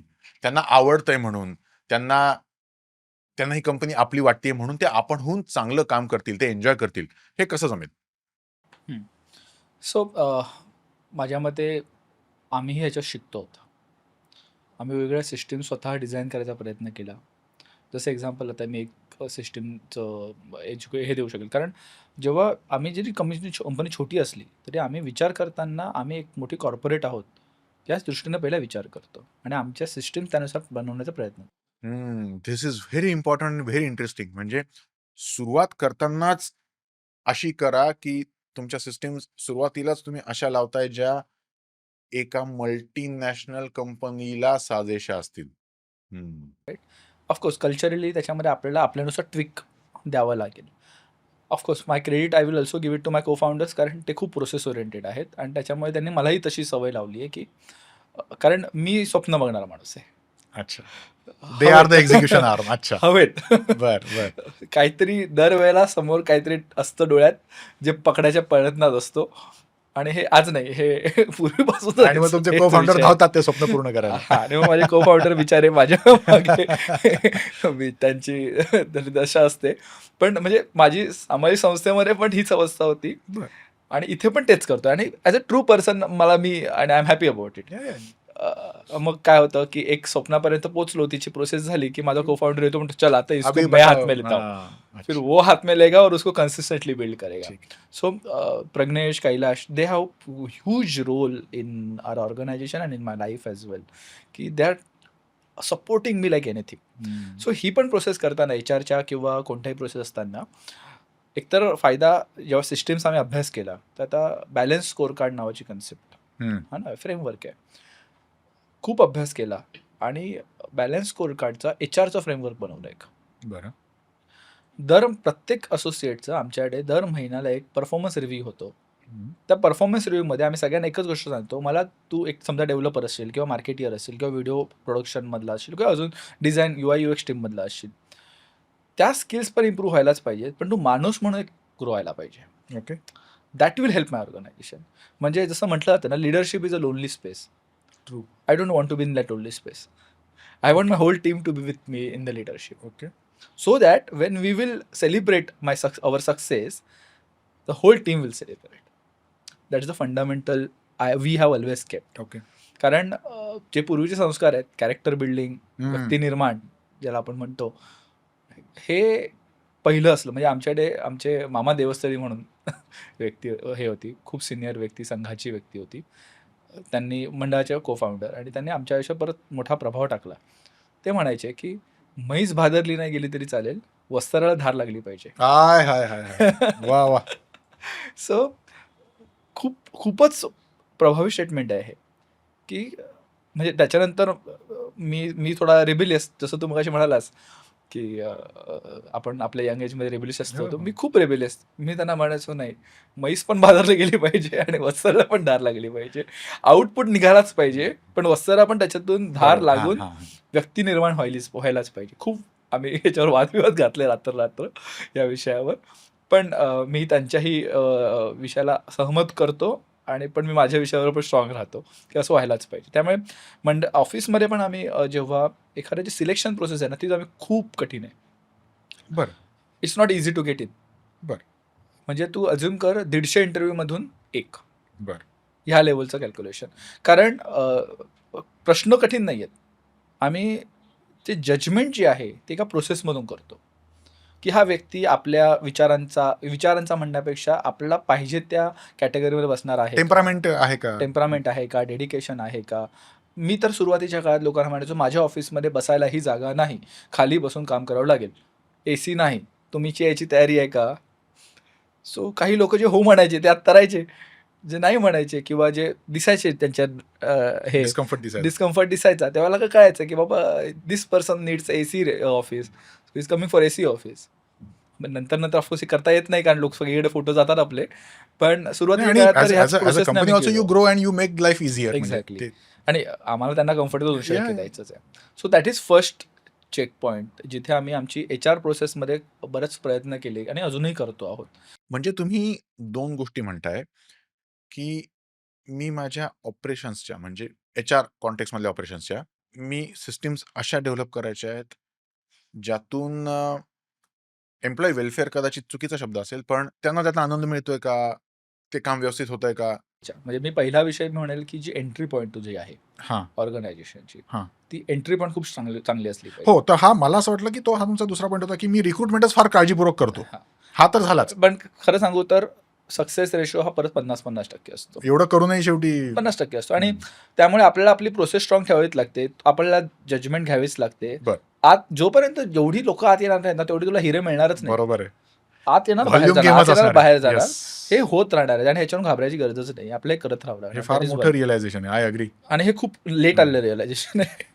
सेकंड, जी आम्ही राईजअप नावाने जे आमचं फ्रेमवर्क बनवलं, त्या फ्रेमवर्कमध्ये आम्ही सिम्पल गोष्ट केली. बॅलन्स स्कोर कार्डचे 4 क्वाड्रंट्स आहेत. त्या 4 क्वाड्रंटनुसार प्रत्येकाला आम्ही एक पॉइंटर्स दिले. म्हणजे त्या व्यक्तीने स्वतःवर काम करावं. स्वतःवर काम करणं म्हणजे काय, की त्याने त्याचं कम्युनिकेशन, त्याचं बिहेवियर, त्याचं इंटरपर्सनल रिलेशन्स किंवा त्याचे त्या जो एरियामध्ये त्याचं स्किल्स आहेत त्या स्किल्सला अपग्रेड करणं. मग त्याच्यासाठी त्याला पॉइंटर्स दिले स्वतःच्याच कामासाठी. त्याने काही कंपनीला फायदा होणार का? होणार कंपनीला फायदा, इनडायरेक्टली होणार, हो. डायरेक्ट नाही होणार. पण त्याने त्याचे पण skills anyway upgrade that is केले. Not the driving factor. Driving factor हा आहे की तुझं भलं व्हावं, तू हा भलं व्हावं. So that is first quadrant. Second क्वाड्रंटमध्ये तू प्रोसेसेस कशा फॉलो करतोस, म्हणजे टाइमशीट्स वेळेवर भरतोस का, किंवा रिपोर्टिंग वेळेवर जातं का, किंवा तुला दिलेले टास्क आहेत ते वेळेवर होत आहेत का, तुला त्याच्यामध्ये काही चॅलेंजेस येत आहेत का. तिसरा ॲस्पेक्ट झाला त्याचा फायनान्सवर काय इम्पॅक्ट आहे आपल्या. ओके. तू ज्या काय ॲक्टिव्हिटी करतोय त्यांना ऑर्गनायझेशनला किती बेनिफिट मिळतोय. हा करेक्ट. हे मेजरमेंट खूप आवश्यक आहे. करेक्ट.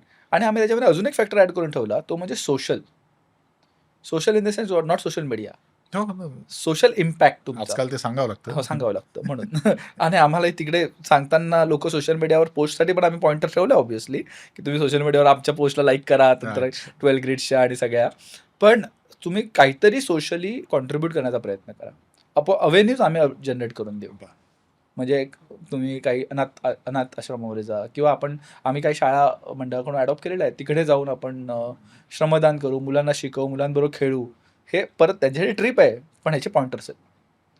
अशा पद्धतीने एक व्यक्तीला एक डेव्हलप करण्यासाठी लागणाऱ्या सगळ्या मुद्द्यांचा विचार करून एक राईजअपचा फ्रेमवर्क बनवलं आणि दर महिन्याला त्याचा रिव्ह्यू केला. मला इथे एक प्रकर्षण जाणवलं, की जर मी समोरच्या व्यक्तीला बोलायला चान्स दिला आणि वेंट आउट करायचा चान्स दिला, तर तो व्यक्ती आपल्याला खूप चांगला कनेक्टेड राहतो. त्यामुळे दर महिन्याला आमचे प्रोसेस जे आहे त्या प्रोसेसमध्ये दर महिन्याला परफॉर्मन्स रिव्ह्यू नावाने राईजअप रिव्ह्यू होतात. राईजअप म्हणून त्याला नाव पण दिलंय.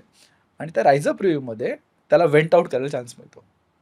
We listen carefully, so that. पण ते मोकळेपणाने करतात म्हणजे पूर्णतः भाई. म्हणजे माझ्या रायझर्समध्ये माझी टीम मधला व्यक्ती हा 1-1 तास तो बोलतो आणि फक्त बसलेला असतो. हे थोडं आता प्रोबॅबली दे ट्रस्ट यू म्हणून, पण सुरुवातीच्या काळात लोक बोलायचे ओपनली. मला हा प्रॉब्लेम कधीच आला नाही. Rather may be because of my nature and organisation मधलं कल्चर. पण फ्रॉम द बिगिनिंग आम्ही कसं आहे, जेवायला पण आम्ही मोस्टली असं आमचा काही गॅप नाही आहे. ओपन कल्चर आहे. Anyone can come down to, म्हणजे त्रास होतो नंतर, पण anyone can come down to your office. They can talk to you, they can share your personal problem, they can cry, we offer shoulder, everything happens.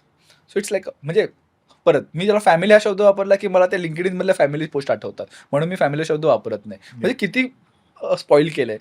पण it's like a true family. It's like a family. कारण आपण आयुष्यातले किंवा दिवसातले 70% 60% तास हे त्या प्रिमायसेसमध्ये घालवतो आणि एकत्र घालवतो. So everything happens around you. So त्याच्यामुळे I think they talk to us. आणि सगळ्यांमध्ये, नॉट ओनली मी, माझे जे खालचे नेक्स्ट लेवल लिडर्स आहेत, लाईन ऑफ लिडर्स आहेत, त्यांच्याशीही त्या गप्पा होतात. So you get vent, right. So त्याच्यामुळे तुझे निगेटिव्ह थॉट्स आहेत ना, त्या लगेच हँडल केले जातात. So it's very important. मी माझ्या लिडर्सला पण सांगतो, लिसन. 2 कान दिलेत, 1 तोंड दिले. काही गरज नाही खूप बोलायची. 2 कानाने ऐका, डबल ऐका, सिंगल बोला. So that is one. Second. Third point, आम्ही जसे मोठ्या मोठ्या कॉर्पोरेट्सचे ट्रेनिंग सेंटर्स असतात, तसं आम्ही आमचं एक इग्नाईट बॅच म्हणून बिल्ड केली, which is our next level of leadership, next line of leadership. आणि त्यांच्यासाठी आम्ही मंथली खूप वेगवेगळे प्रोग्राम्स, बाहेरच्या लोकांना बोलवतो, काय काय करतो, खूप ॲक्टिव्हिटीज करतो. सो कुठेतरी घेऊन जातो, रिसॉर्टला घेऊन जातो, टू डेव्हलप इट. किती सक्सेसफुल आहे हा मेजरमेंटचा पॅरामीटर नाही माझ्यासाठी या क्षणाला, कारण ही इव्हेंच्युअली होत राहणार. एवढ्या लगेच त्याचं यश मिळणार नाही त्याचं. पण आणि त्या सिलेक्शन क्रायटेरिया पण, तो पण त्याच्यामध्ये लर्निंग्स असतात खूप सारे. So that also happens. So अशा काही एक्सपेरिमेंट्स आहेत प्लस अजून एक आम्ही एक्सपेरिमेंट करतो तो म्हणजे जे फेस्टिवल्स असतात ते फक्त हॅपी दसरा, हॅपी दिवाळी या काळात न करता याच्या व्यतिरिक्त याच्याबद्दल काहीतरी करता यायला पाहिजे आपल्याला. म्हणजे आता आम्ही सोशल अँगल असल्यामुळे जेव्हा अ, काही अशा मोठा फेस्टिवल असतो त्याला वी ट्राय की आपण कुठेतरी शाळेत जाऊन आपण काही गोष्टी गिफ्ट करू शकतो का त्यांना, एज्युकेशन किट्स देऊ शकतो का. सो ही सगळी जण जेव्हा त्या मुलांना बघतात, लहान मुलांबरोबर खेळतात, त्या एन्व्हायरमेंटमध्ये जातात ना, वनवासी भागात म्हणजे आता आपण आसनगावला म्हण किंवा कर्जत साईडला म्हण, that gives a very different satisfaction, right. आणि त्याच्यामुळे माझी इथली बरीचशी जी कोर टीम आहे ना माझी, म्हणजे आज मी अज्युम करेल की एक 10-12 जणांची माझी सेकंड लाईन ऑफ लिडरशिप आहे. अच्छा. ही सगळी लिडरशिप आहे ना त्याच्यामुळे सेन्सिटाईज आहे. ती आता मोठा चॅलेंज हा असणार आहे माझ्यासाठी, जेव्हा ही second line to third line to fourth लाईनपर्यंत हे पर्क्युलेट कसं होईल. पर्क्युलेट कसं करायचं? करेक्ट. ही हा challenge because as the company grows हां, ते होणारच आहे. पिरामिडचा खालचा भाग मोठा होत Yes. जाणार आहे. आणि जोपर्यंत डायरेक्टर्स आज असं कोणी ऑर्गनायझेशनमधला व्यक्ती नाही ज्याशी मी बोलत नाही किंवा कोणताही डायरेक्टर बोलत नाही. जसं ते मोठं होईल. हा ना, म्हणजे जसे आता आम्ही अजून मोठे होत जाऊ तसं तसं आम्हाला कोण हायर झालं हेच कळणार नाहीये. किंवा आता ऑलरेडी माझ्या बाकीच्या लोकांना माहितीच नसतं की हे माणसं हायर झाली. आमच्याकडे एक बेल ऑफ हॅपीनेस नावाचा विषय म्हणजे आहे. वारंगचा टाटा कसा होतोय तो त्यातनं ती कळणार आहे. जर्नी आहे, बघूया Correct, टाटा होतो correct, की नाही, पण correct. वारंगचा वारंग तर व्हायला पाहिजे. सो आमच्याकडे एक बेल ऑफ हॅपीनेस नावाची कन्सेप्ट आहे. आता आम्ही असं काही काही मूवीज बघतो आणि करत असतो. ती घंटा लावलेली असते आणि काही असं चांगलं घडलं की सगळी जाऊन बडवतात ती घंटा आणि मग सगळे टाळ्या वेळा मारतात. सो अशा काय काय ॲक्टिव्हिटी करत राहायच्या. सो मला असं वाटतं की त्याने तुमचं कल्चर बिल्ड होतं. रेग्युलरली ऑर्गनायझेशनमध्ये एक ट्रान्सपरन्सी आणणं आवश्यक आहे, की आपण काय करतो आहोत, आपले गोल्स काय आहेत, आपले आपण काय एक्झॅक्टली आपले स्टेप्स आहेत पुढचे, राईट. सो आपल्याला काय होतं, मराठी उद्योजकांना तर हा मेजर प्रॉब्लेम आहे की वर्किंग कॅपिटल हा प्रॉब्लेम येतो. बरोबर आहे. आणि वर्किंग कॅपिटल प्रॉब्लेम झाला की आपल्याला सगळ्या गोष्टी कट कराव्या कट लागतात करावं आणि लागतं. अचानक कट होतात, हो. राईट. त्यामुळे कंपनीतल्या असोसिएट्सना, म्हणजे आमच्याकडे आम्ही एम्प्लॉईज म्हणत नाही, असोसिएट्स म्हणतो. बरं.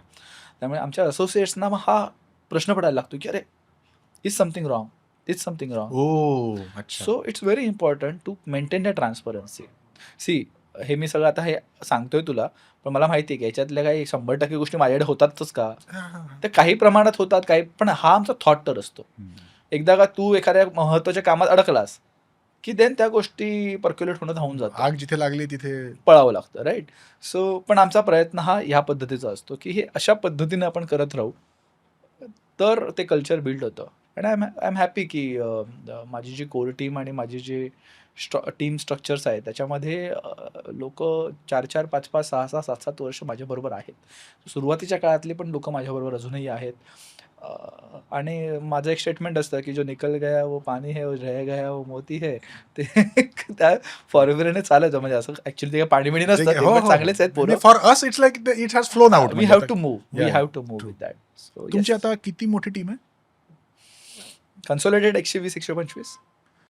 म्हणजे मी हे का विचारलं की हे बघणारे बरेचसे काय विचार करणार आहेत माझ्या सकट, की आता तर मी छोटा आहे, माझी कंपनी हळूहळू मोठी होईल, ती 60-70 जणांची टीम होईल, मग मी या सिस्टीम्स लावीन. माझ्याकडे आता 2च आहेत, 5च आहेत. त्यांच्याकडनं काम करून घेतानाच मला नाकीनऊ येत आहेत. तर you have gone through this, right? काय होतं सुरुवातीच्या दिवसांमध्ये एंटरप्रेन्योरचं काय होतं, की माझ्यावर खूप लोड आहे. त्यामुळे मला बस एक कोणीतरी चांगला मुलगा मिळावा, मग मी माझा थोडा लोड त्याच्यावर ऑफ करावा. मग अजून कोणीतरी चांगला मिळेल, मग मी माझं थोडं काम त्याला देईन आणि म्हणजे मी माझं काम असं डेलिगेट करेन, म्हणजे मला दुसरीकडे कुठेतरी बघता येईल, म्हणजे मला बिझनेस ग्रो करता येईल. तर तुमच्या मग सुरुवातीच्या दिवसांमध्ये तुम्ही म्हणताय, की याच सिस्टम्स इम्प्लिमेंट सुरुवातीपासून केल्या आहेत. तर कसं कसं केलंय? पण मला असं वाटतं की परत फ्रिक्वेन्सीज आणि ऑरा खूप मॅटर करतं. ओके. इंटरेस्टिंगली आम्हाला अशाच पद्धतीची लोकं भेटत गेली. असं नाही आहे, अपयश आलं नाही असं नाही. कारण मला बऱ्याच वेळा आपण ना सगळ्या यशाच्या स्टोरी बघतो, हो. अपयशाच्या स्टोरी बघत नाहीत. I lost my 2 directors in the journey, founders, cofounder, very good friends. It was lost म्हणजे लॉस्ट, नाही, जिवंत आहेत. ओके. इन माय जर्नी हां. It is a big loss, म्हणजे त्या पद्धतीने, राईट. आणि that time I was not full time. My another co founder was not full time. Those guys were full time. आणि तेच गेले. येस. आणि that too sudden. So it was a big shock. So we both of me and Pragnesh decided, boss, nothing doing, we will do it. I quit immediately. Like we were both were in a very big position in our career. अच्छा. क्या 5 साल में I think I was also leading some good stuff and he was also leading बरं. big म्हणजे तुम्ही projects. Business सुरू करून 5 वर्ष झाली होती आणि 5 वर्ष म्हणजे 2014-15ला आम्ही सुरू केला. हं. 2017ला आय केम फुल टाइम. 2016-17ला. बरं. सो 3-1 वर्ष झाली हा होती. बिझनेस कोणता होता तेव्हा? तंत्रज्ञान टेक्नॉलॉजी जी तंत्रज्ञानाचा. आमची फाउंडिंग मेन कंपनी आहे. त्याच्यानंतर आम्ही सगळं ब्रँडिंगमध्ये बदललं आणि I decided to cut without any reserve, nothing having, काय सांगताय? काही 1 रुपया पण नाही. अरे बाप. आणि सडनली म्हणजे माझे वडील पण आजारी पडले. In a year time the whole आजारपण झालं and I lost him. So I think त्यावेळेला सगळे पेशंट, सगळ्या पद्धतीचे पेशंट्स चेक झाले. म्हणजे आय कॅन टेल यू, आमच्या कंपनीला पे करायची ताकद नव्हती. प्रज्ञेश त्याच्या सॅलरीतून मला काहीतरी पैसे द्यायचा. अजून मी त्याला परत दिले नाही असं मला वाटतंय. पण क्रेडिट कार्ड्सवर पूर्ण बिझनेस चालू होता. बिझनेस म्हणजे क्रेडिट कार्ड्सवर मी माझं घर चालवलं. घरी सांगू शकत नव्हतो की माझ्याकडे पैसे आहेत नाही आहेत. लग्न झालं होतं? नाही. ओके. बायको म्हणजे होणारी बायको अच्छा. ही सगळी सपोर्ट करायची. ती अकाउंटला जेव्हा पैसे लागायचे पैसे पाठवायची. सो अशा पद्धतीची सिच्युएशनमध्ये it was a very big setback. त्यावेळेला माझी कंपनीची माझ्यामध्ये 3 वर्षात मी 35 जणांची टीम होती. मी आणली 12 जण 13 जणांवर कट करावी लागली. आणि या काळामध्ये काय होतं की कट करावे लागले असं म्हणणार नाही, मी म्हणेल की ते सोडून गेले. ऑब्विसली, कारण जशी तुझी पतझड व्हायला लागते तेव्हा तुझी बरोबर लोक पळायला लागतात. आणि इट्स व्हेरी कॉमन. मी अनुभवलंय. त्यामुळे हां, सगळेच जण अनुभवतो आपण. त्यामुळे आपल्याला हताश व्हायला होतं. पण मग तुला ते तुझं इटर्नल पॉवर जी आहे ती जागृत करावी लागते आणि म्हणावं लागते, नाही अभि इसको तो तोड के रखेंगे हम लोग. आणि पण मला एक हे नक्की अनुभव आहे की जेव्हा तुझं इंटेन्शन एवढे स्ट्रॉंग असतं ना, त्यावेळेला तुझ्याबरोबर दैवी ताकद येतेच. आणि माझ्यावर आयुष्यात नेहमी घडलंय. दैवी ताकद उभीच असते. त्याच्यानंतर इमिजिएटली आम्ही एक खूप मोठा प्रोजेक्ट क्लोज केला आणि अजूनही चालू आहे. लाईक युनायटेड फॉस्फरस लिमिटेड, त्यावेळेला UPL आताचं. त्याचे 150 वेबसाईट्स. आम्हाला एक कॉर्पोरेट वेबसाईट आली, ती आम्ही क्लोज केली, ती स्ट्रॉंगली क्लोज केली आणि पुढच्या 150 वेबसाईट्स प्रोजेक्ट माझ्याकडे कंटिन्युअस आला. म्हणजे डोंबिवलीमध्ये बसून आम्ही UPL सारख्या 55,000 करोड कंपनीचं पूर्ण टेक्नॉलॉजी हँडल करतो. Nobody can believe it. But that was in that one shark deal. Crucial पिरियडमध्ये that helped us. So you have to give your 100%, 200%.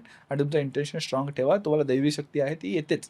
आता हे काय दैवी शक्तीवर लोक म्हणतील स्पिरिच्युअल वगैरे, असं नाही आहे. माझ्यामध्ये योग्य डायरेक्शनला तुम्हाला काम करावं लागतं.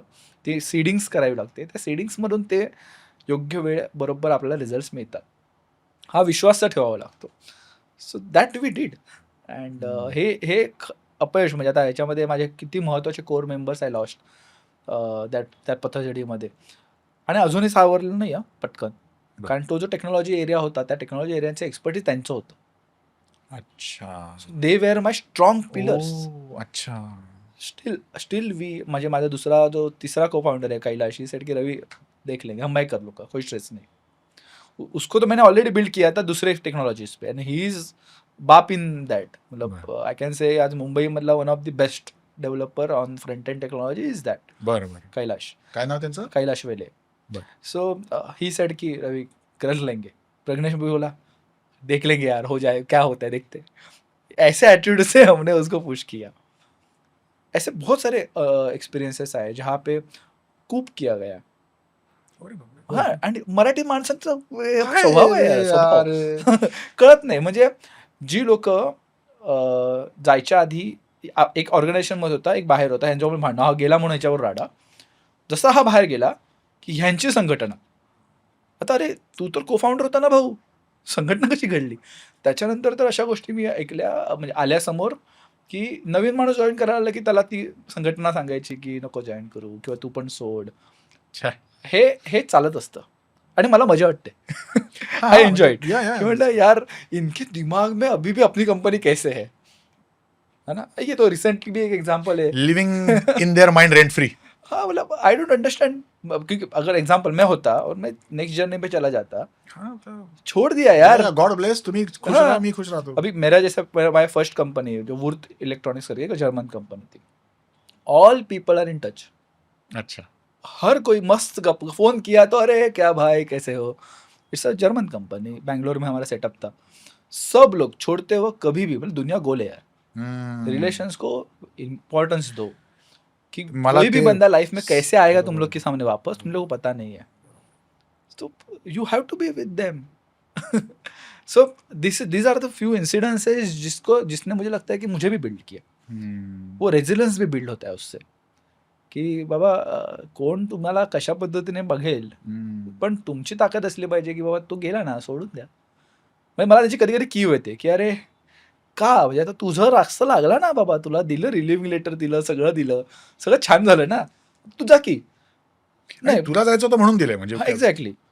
एनिमॉसिटीत मी काय तुला पण आमच्या हकललंय इकडे वगैरे. काहीतरी झालं की लगेच सगळे संध्याकाळी खाली, अरे बिल्डिंग खाली, अरे तुम्हाला काही काम न देण्यात का तुमच्या आयुष्यात. अरे, मजा आहे. मला असं वाटतं की चला बाबा त्यांनाही आमच्या कंपनीबद्दल खूप प्रेम आहे, प्रेम आहे. म्हणून ते हो, हो. येत असावे, तसं आपण अजून करायचं. अजून काय. सो असे खूप इन्सिडेन्सेस असतात जे आपल्याला उद्योजक म्हणून नेहमी घडवत असतात. पण मला नेहमी असं वाटतं की हे जे माझे आजचे एक्सपिरियन्सेस आहेत ना, हेच मला जे 5,000 करोडची जेव्हा कंपनी बनेल तेव्हा कामाला येणार आहेत.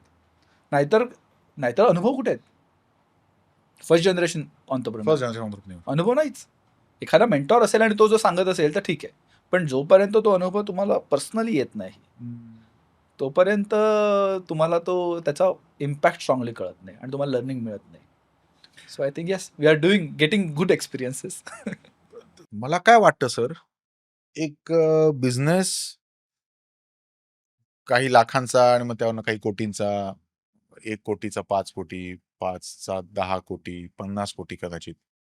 पण मग त्यापुढे 50 ते 100, 500, 1000 कोटी न होण्यामागे ऑब्व्हियसली व्हिजन नसणं किंवा तेवढी मेहनत न होणं किंवा चांगली टीम न मिळणं वगैरे, ही सगळी तर ऑब्व्हियसली ऑपरेशनल कारणं असणार आहेत. प्रोडक्ट तेवढं भारी नसणं, मार्केटिंग वगैरे हे सगळं तर असणारच आहे. पण त्या एंटरप्रेन्योरनी या अशा बऱ्या वाईट अनुभवांकडे अनुभव म्हणून, लर्निंग एक्सपिरियन्सेस म्हणून, त्या प्रवासातले टप्पे म्हणून न बघता अडचणी, अडथळे, दुनिया ने मेरे खिलाफ की हुई साजिश वगैरे असं बघून अडकल्यामुळे आता थकलो बुवा आता, असं म्हणून ते थांबत असावेत. बरं, इंटरेस्टिंग. काय माहिती नाही का, म्हणजे हायर केले की इकडून निघायचे. नेहमी आकडा हा 32 ते 35-36 याच घरात राहायचा. 2 वर्ष आम्ही हल्लूच शिकलो नाही त्याच्यातून. आणि बिझनेस ग्रो होत होता तेव्हा? बिझनेस ग्रो होत होता. अच्छा. हा, म्हणजे बिझनेस चालू होता, बिझनेसचा प्रॉब्लेम नाही. नो, आणि नो, चालू होता. पण म्हणजे असं होतं की आधी काही एक्स अमाउंट ऑफ रेव्हेन्यू होता, 2 वर्षात तो वाढला, पण टीम स्ट्रगल करत होती.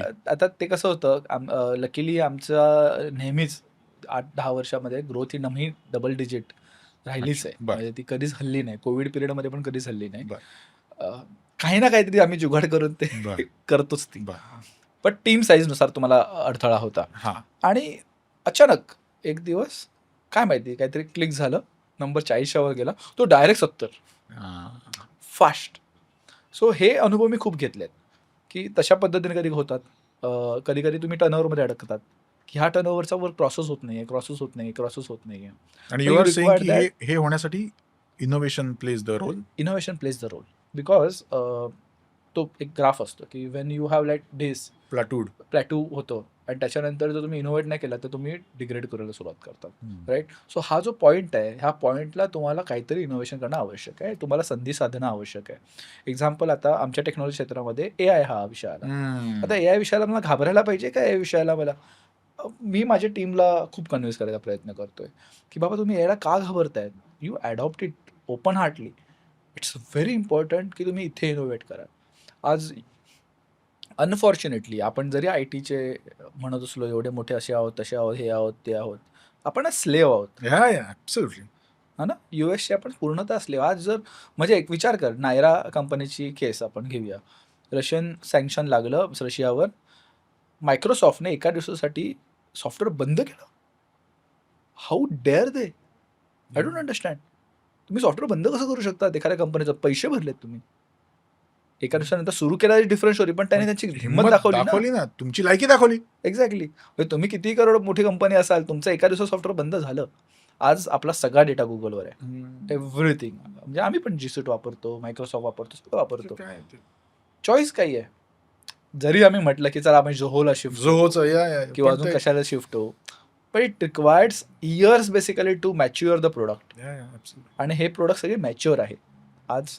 म्हणजे आता परत कॉन्ट्रोवर्शियल वाक्य होऊ शकेल हे, पण I have utilize Zoho, I know Zoho, जोहोचे limitations. वापरलंय सगळं, I know the limitations also. So I can not move my ecosystems. आणि म्हणजे आयडियलिझम वगैरे ठीक आहे, पण बाबा माझे ऑपरेशनल चॅलेंजेस आहेत ना Operational धंद्याचे, challenges असं कसं करता येणार? सो इनोव्हेशन, एआयची वेव्ह जी आहे ती माझ्या मते आज भारत थोडा मिस झाला आहे. असं वाटतंय? येस, 200%. सी, परत सर्व्हिसेस क्षेत्रामध्ये आपण खूप काय काय केलं असेल. We haven't develop. आपण आपलं yeah. डेटा सेंटर्स, आपले एआयचं इन्फ्रास्ट्रक्चर हे कुठे? म्हणजे कृत्रिमने काहीतरी प्रयत्न केला, पण चॅट जीपीटीला आपण बीट करू शकलो का अजून? किंवा डीपसिक ज्या पद्धतीने आलं, वर आलं. रिझन खूप महत्वाचं आहे, कारण इंडियामधली इकोसिस्टम जी आहे एवढा पैसा टाकणारी नाही आहे. बरोबर. आज इलॉन मस्क असेल बाबा, खूप मोठा जिनियस माणूस, आईन्स्टाईनच्या लेवलचा माणूस असेल. मला फ्रँकली तो एक कॉमन पर्सन वाटतो, with access to amazing fund. Amazing thoughts and amazing funds. Access to fund. He knows how to get the funds. म्हणजे तू एक्झाम्पल घे, BYD and Tesla, both revenue wise same, innovation wise sometime BYD is much better Better. Than Tesla. Valuation wise Valuation wise. There's no match. There's no no competition. match. There is not, we cannot compare. Yeah. So it is about creating the PR around, Yeah. having Brand. the right funds and investors on board, जे BYD ने कधीच केलं नाही. Hmm. पण BYD स्वतःचं model that's आहे, fine. त्यामुळे That's त्यांनी केलं नाही. करेक्ट. सो हा एक खूप महत्त्वाचा विषय आहे की जो भारतामधले ती भारतीय इंडस्ट्रीयल्स आहेत, ज्यांनी आज मोठे मोठे बिझनेस उभे केले आहेत, त्यांनी ही अशा पद्धतीचं फंड्स हे मार्केटमध्ये अजून अवेलेबल करून द्यायला पाहिजेत खरं तर. पण तो रुपी डॉलर डिफरन्समुळे हे कधीच होणार नाही असं वाटत नाही तुम्हाला? मला नाही मला वाटत कधी कधी असं. वाटतं की पण ठीक आहे ना, रुपीजमध्ये पण तुझ्याकडे रुपीज आहेत ना, तुला इंडियन कंपनीला रुपीजमध्येच खर्च करायचा आहे की ते डॉलर्स. नाही, पण to develop that, so let's say मला see, I don't feel AI की यू to AI रिक्वायर्ड. compete करायचंय जर, तर परत एकदा म्हणजे फंड्स म्हणल्यावर पेशन्स आला, तेवढ्या फंड्स आता एक्झाम्पल घे, तू नासा एक स्पेसक्राफ्ट ज्या किमतीला बनवते त्याच किमतीला चंद्रयान बनतं का? नाही. बरोबर. तू रुपीज केसमध्ये 900 करोड मध्ये चंद्रयान बनवलंच ना. तिकडे तुझे $1 मिलियन गेलेत की तू ते कॅल्क्युलेशन्स केलंस तर 100% वर असेल. हो हो हो, राईट, हो. 100 टाइम्स वर असेल. Times. राईट.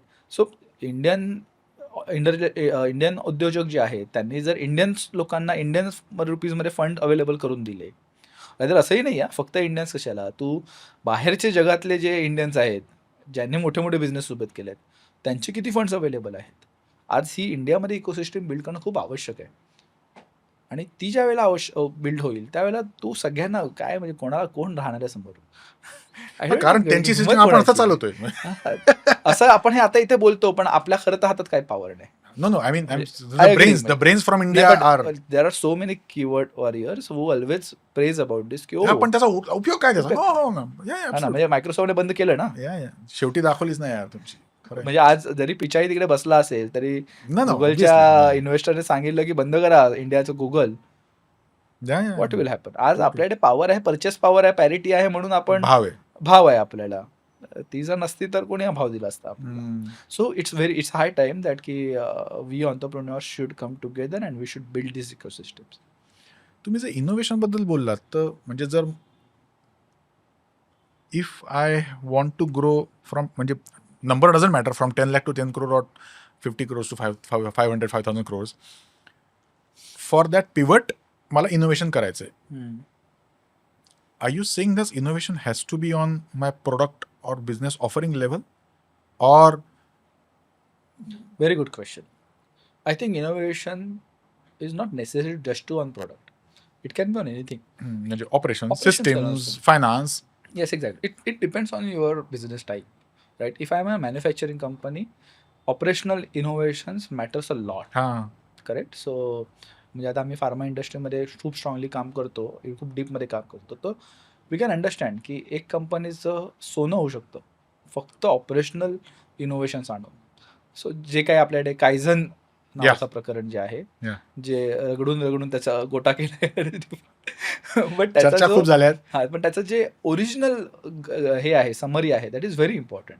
सो त्या पद्धतीचं इनोव्हेशन ज्या वेळेला आपल्याकडे कोणत्याही क्षेत्रात असेल ते जर आपल्याला करता आलं, कारण आय टी क्षेत्रामध्ये जर आता माझ्या क्षेत्रामध्ये बघितलं तर human brains is my asset. Hmm. Correct. माझ्यासाठी ॲसेट्स इन्फ्रास्ट्रक्चर नाही आहे, हम्म. ऑफिस नाही आहे, माझ्यासाठी ॲसेट्स आहेत human brains. So I need to innovate in a way that की I will have my best talent working for me. Once you have best talent you will able to build a best products. आता आमचा UI UX area आहे, त्यामुळे UI UXमध्ये आम्हाला design thinking हा खूप वेगळा विषय आहे, जो बर. इंडियातला अंडररेटेड विषय आहे. बर. हां, म्हणजे आता हळूहळू आपल्याला जे आयफोन, आयपॅड आणि या सगळ्याचे जे ॲक्सेस आहे, त्यामुळे आपल्याला चांगले ॲप्स वापरायची सवय आहे. बरोबर. पण you look at any apps, any Indian apps, any Indian government apps, अच्छा. IRCTC function wise amazing, scale wise I don't think I can Tiger. Beat. Correct. So Yeah, yeah, amazing yeah. Scale. Huge. But design thinking wise Yeah. Where are we? मी असं पण म्हणेल की आपल्या इव्हॉल्युशनचा एक path आहे तो. कारण डिझाईन थिंकिंग केव्हा समोर येते, ज्या वेळेला तुमची पोटं भरलेली असतात. बरोबर. जेव्हा तुम्ही थोडं एका लेवलला मॅच्युअर होता त्यावेळेला तुमची डिझाईन, म्हणजे आज तुम्ही युरोपमध्ये गेला तर युरोपमध्ये प्रत्येक गोष्ट, कोणतीही गोष्ट, शूज पॅक करायची जी गोष्ट आहे ती पण डिझाईन थिंकिंग होते. ती पण अशा वेगळ्या पद्धतीने म्हणजे hours and hours they guys put in packaging design. Can Indian affords it? I don't Can't think afford so. it. Yeah. So, but that doesn't mean that we should not think about it. बरोबर. So म्हणजे आता example, मी जेव्हा BMC बरोबर, म्हणजे मुंबई महानगरपालिकेचा होता अनुभव सांगतो तुला. BMC बरोबर काम सुरू केलं, ॲक्सिडेंटल काम. आम्हाला काही गव्हर्नमेंटमध्ये काम करायची हिंमत नव्हती. पहिलं मराठी माणसाला ही हिंमतच नसते हो. गव्हर्नमेंटबरोबर काम पॉसिबल आहे का.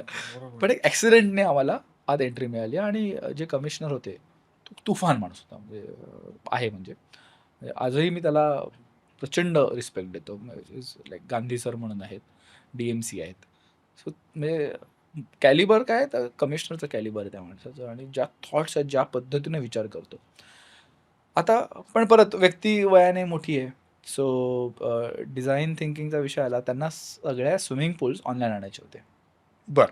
मुंबईतले आज सगळे स्विमिंग पूल, आज जर तू गेलास मुंबईतल्या कोणत्याही स्विमिंग पूलमध्ये तुला जाऊन तिकीट काढायची गरज नाही पडत. You can do everything online. बर. रिन्युअल्सपासून सगळं ऑनलाईन, रादर ह्या लेवलपर्यंत की आता स्विमिंग पूलमध्ये किती जण पोहत आहेत हे कळतंय. हे तुला ॲपवर कळतं. बर. It's a hi tech.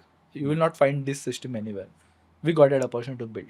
बर. आता त्या माणसाचं विजन होतं की तेव्हा मी त्यांना हे प्रपोज केलं, त्यांनी मला फक्त सांगितलं, अरे मेंबरशिप आपल्याला ऑनलाईन करायची आहे. म्हटलं ओके सर आपण आता हे पण करूया का. हे जेव्हा त्यांच्यावर प्रपोजल केलं, ते विजन आहे, ही सेट हे ते पण, आणि त्यांच्याबरोबर कॉर्डिनेटर संदीप वैशंपायन म्हणून. सो त्या दोघांनी म्हणाले की इंटरेस्टिंग आहे, करूया. आता हे ग्राउंड लेवलच्या लोकांसाठी करायचं आहे. तुझ्याकडे एज ग्रुप काही आहे तर 5-6 वर्षाचा मुलगा आहे, ते 90 वर्षाचे आजोबा आहेत जे पोहायला रोज येतात. आता ह्या सगळ्यांना डिजिटलाइज करायचं, सच अ डिफिकल्ट टास्क. आणि प्लस याच्यामध्ये डिझाईन तुला ह्या सिनियर लोकांकडून अप्रूव्ह पण करून घ्यायचं आहे. तो और डिफिकल्ट टास्क आहे, because they have rational questions. हमें कैसे, आपण डिझाईन बघितल्यानंतर मोकळं करायची आपल्याला सवय वाटते. बरोबर. अरे सगळं व्हाईट स्पेस असलं पाहिजे, छान असलं पाहिजे, खूप सुंदर असलं पाहिजे.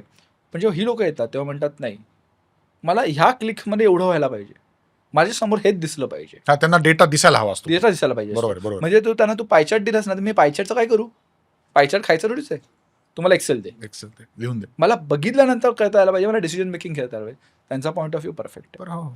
आता आपला पॉईंट ऑफ व्ह्यू, त्यांचा पॉईंट ऑफ व्ह्यू, या दोघांचा समन्वय साधत तुला एक गोल्डन पाथ काढून तुला डिझाईन द्यायची आहे. Such a great challenge. So we able to deliver that. आज मुंबईतले सगळे स्विमिंग पूल, सगळे रिक्रिएशनल झोन्स हे ऑटोमेटेड आहेत विथ 12 ग्रिड सिस्टम. वा. त्याच्यानंतर अजून एक चॅलेंज. किती दिवस लागला हा प्रोजेक्ट करायला? किती रात्र लागली म्हणून सांग. मला आठवतंय आमचा प्रोजेक्ट लाईव्ह गेला आणि फाटला. हो का? हा. पण किती दिवस लागले तो पूर्ण? 7-8 महिन्याचा प्रोजेक्ट अच्छा, होता. ओके. एक त्याच्याला महत्त्वाचा पॅरामीटर होता, लाईव्ह जाणार होता, आणि ना आम्हाला कोणाला माहिती नव्हतं की आज लाईव्ह जाणार आहे. मी सहज मिटिंगला गेलो आणि कमिशनर आले, ओ आज प्रेस रिलीज झालंय, सगळं झालंय, लाईव्ह कसं नाही आज? आम्ही विदाऊट टेस्टिंग उचलला. आता प्रेशर आणि वर गेला आणि तो फाटला. कोड फाटला. प्रोजेक्ट्स आर सपोज टू हा ना. 3 रात्र 1 मिनिटही झोपलो नाही कोणी. Amazing experience. हे असे अनुभव म्हणजे ना आणि घडवतात, हे आयुष्य घडवतात. टेक्नॉलॉजी मधल्याला आयुष्य घडवतात आहेतच हे आहेत. लोक. म्हणजे मी असं आयुष्य घडवत मी म्हणणार आयुष्यातले माझे ऍटलीस्ट 7 दिवस कमी झाले त्या 3 दिवसात. बरोबर. असं म्हणू शकतो मी. पण असे अनुभव आले. आता राणीची बाग आपली, राणीच्या बागेतला दिवसाचा कधी कधी काउंट हा 35,000 ते 40,000 व्हिजिटर्स आहे. एवढा क्राऊड, आणि तो सगळा क्राऊड दिवसभरात नाही येत. तो क्राऊड येतो तो पॅकेज 3 वाजता ते 5 वाजेपर्यंत. 2 तासात 35,000 लोक आत डिस्पेन्स करणं, तिकीट देऊन, म्हणजे kind of backend is required. Mammoth task. म्हणजे असं वाटतं ना समोर आहे 35,000 आहेत ना, दिवसभरात आले तर ठीक आहे, तसं नाही होत. आणि राणीच्या बागेमध्ये जो येणारा वर्ग आहे, म्हणजे बऱ्याचपैकी वर्ग हा मोमेडियन आहे, भायखळा असल्यामुळे तिकडचा. आणि त्यांचा आणि टेक्नॉलॉजी हा विषय थोडासा कारण जो क्लास आहे त्या क्लासमध्ये टेक्नॉलॉजी एवढी अवगत नाही आहे. त्यामुळे मी जरी कितीही किऑस्क ठेवले तिकडे, सेल्फ किऑस्क, किंवा अजून कितीही ऑनलाईन व्हॉट्सॲपवर केलं, काय काय केलं, तरी माझ्या बुकिंग सेंटरला प्रॉब्लेम होणारच आहे. ते माणसाकडे जाणार आहेत करून द्या. त्यामुळे तुला आता जे क्लिक, इथे आता जो गणित काही डिझाईन सिस्टीम बनवताना की मला कमीत कमी सेकंड्समध्ये 1 तिकीट डिस्पेन्स व्हायला पाहिजे. अच्छा. म्हणजे मी आलो आणि सांगितलं की अरे 10 अडल्ट, 4 चाइल्ड आणि 2 अजून काहीतरी दे, सिनियर सिटीजन. हे ऐकणं, हे टाईप करणं आणि तिकीट खटकन देणं, तिकीट हा बाहेर. तुझ्याकडे वेळ आहे, माझ्यामध्ये 30 सेकंद. चॅलेंज घेतला आणि वी डिलिव्हर इट. म्हणजे अजूनही सिस्टीम आपलीच चालू आहे तिकडे, एकदम सुंदर चालू आहे. सो अशा ज्या काही गोष्टी आहेत ना डिझाईन थिंकिंगच्या, ह्या आपल्या देशात अजून बिल्ड व्हायच्या आहेत. आणि आज आपले उद्योजक आहेत ना ह्या विषयाला थोडा भाव देत नाही. अजूनही असं आहे? हो, अजूनही आहे. ब्रँडिंग हा विषय अजूनही खूप मागासलेला आहे. नाही, पण तुम्ही तर फंक्शनॅलिटी बद्दल बोलताय, म्हणजे ही फंक्शनॅलिटी सुद्धा सिरियसली घेतली जात नाही की मला I need to code in a way. You go in any government facilities आणि you check out legacy systems, आणि it is because also because of L1 system, की कमीत कमी किमतीमध्ये ज्यांचं टेंडर लागतं त्यांना मिळतं. आणि हे टेंडर करणारे पण लोक कोण असतात ते वी नो दॅट. सो त्यामुळे मला कधी कधी खूप वाईट वाटतं की आपले फॉरेनर जेव्हा इंडियात येतात, म्हणजे आता आपण UPI केलं, काय काय केलं, आधार केलं, we are proud about it. But आपले टुरिस्ट प्लेसला गेलो आपण, की the systems which we need to have those are not instill in place. आमचा एक वन ऑफ द मिशन आहे की आम्हाला हे सगळे ऑटोमेट करायचे आहे ना. 12 ग्रिड्सचा आम्ही तिकीट प्रो एक्स नावाने असं एक प्रोडक्ट लॉन्च केलं आहे, आणि ज्याच्यातून आम्ही आता नेचर ट्रेल केलं BMCचं, त्यानंतर बंजारा म्युझियम केलं, ते पण मोदीजींनी लॉन्च केलं होतं. सो इकडचे सगळ्यांचे अनुभव आम्ही आता, आपलं प्रिन्स ऑफ वेल्स केलं, म्हणजे छत्रपती शिवाजी महाराज वास्तुसंग्रहालय, ते पूर्ण ऑटोमेट हे केलं. सो असे खूप अनुभव आम्हाला यायला लागले, आणि ते लोकांचे अनुभव, एक्सपिरियन्सची बिल्डिंग होतात ना, ते खूप महत्त्वाचे आहेत आपल्यासाठी. कारण आज आपल्याकडे येणारा जो इन्फ्लो आहे, जो आपल्या भारताबद्दल काय विचार करतो, तो विचार ह्या छोट्या छोट्या टच पॉईंटने केला जातो. आणि हे टच पॉईंट आहेत, हे जेव्हापर्यंत आपण एक्सपिरियन्स बिल्डिंगच्या दिशेने नेत नाहीत, तोपर्यंत ती जी युरोपियन लेवलची स्टेज आहे ती येणं जरा कठीण आहे. पण माझ्यामध्ये करूया प्रयत्न. एक छोटा टेक्निकल क्वेश्चन सहज उत्सुकता म्हणून विचारतो. For a system to work seamlessly, त्याला आपण बॅकअप किती, सर्व्हर तुमचं किती स्ट्रॉंग आहे वगैरे, प्लस कोडिंग डिझाईन किती सिमलेस आहे, हे दोनच फॅक्टर्स असतात की अजून काय असतं? नाही, खूप फॅक्टर्स आहेत त्याच्यामध्ये.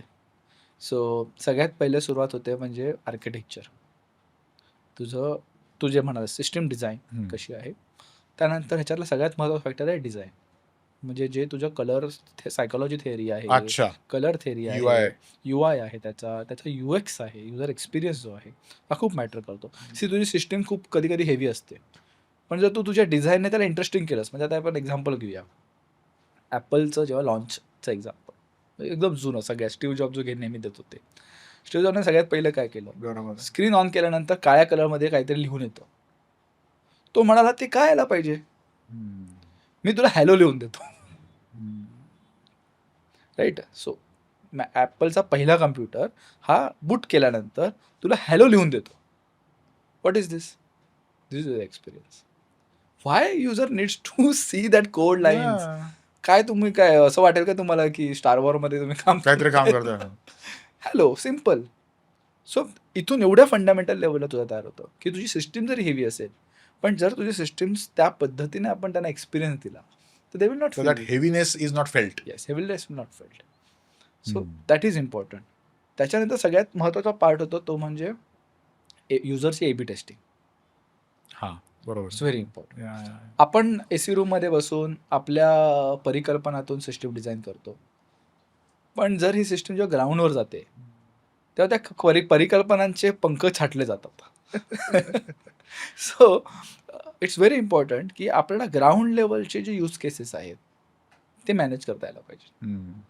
So it is so A/B testing जेव्हा आपण करतो, त्यावेळेला ग्राउंड लेवलला ती सिस्टीम जाऊन टेस्ट करणं, ही खूप महत्त्वाची आहे. आणि तुला सगळ्या पद्धतीचे तुझे जे युजर्स आहेत, त्या सगळ्यांना कन्सिडर करावं लागतं. सो सॉफ्टवेअर इंजिनिअरचं हे काम नाही.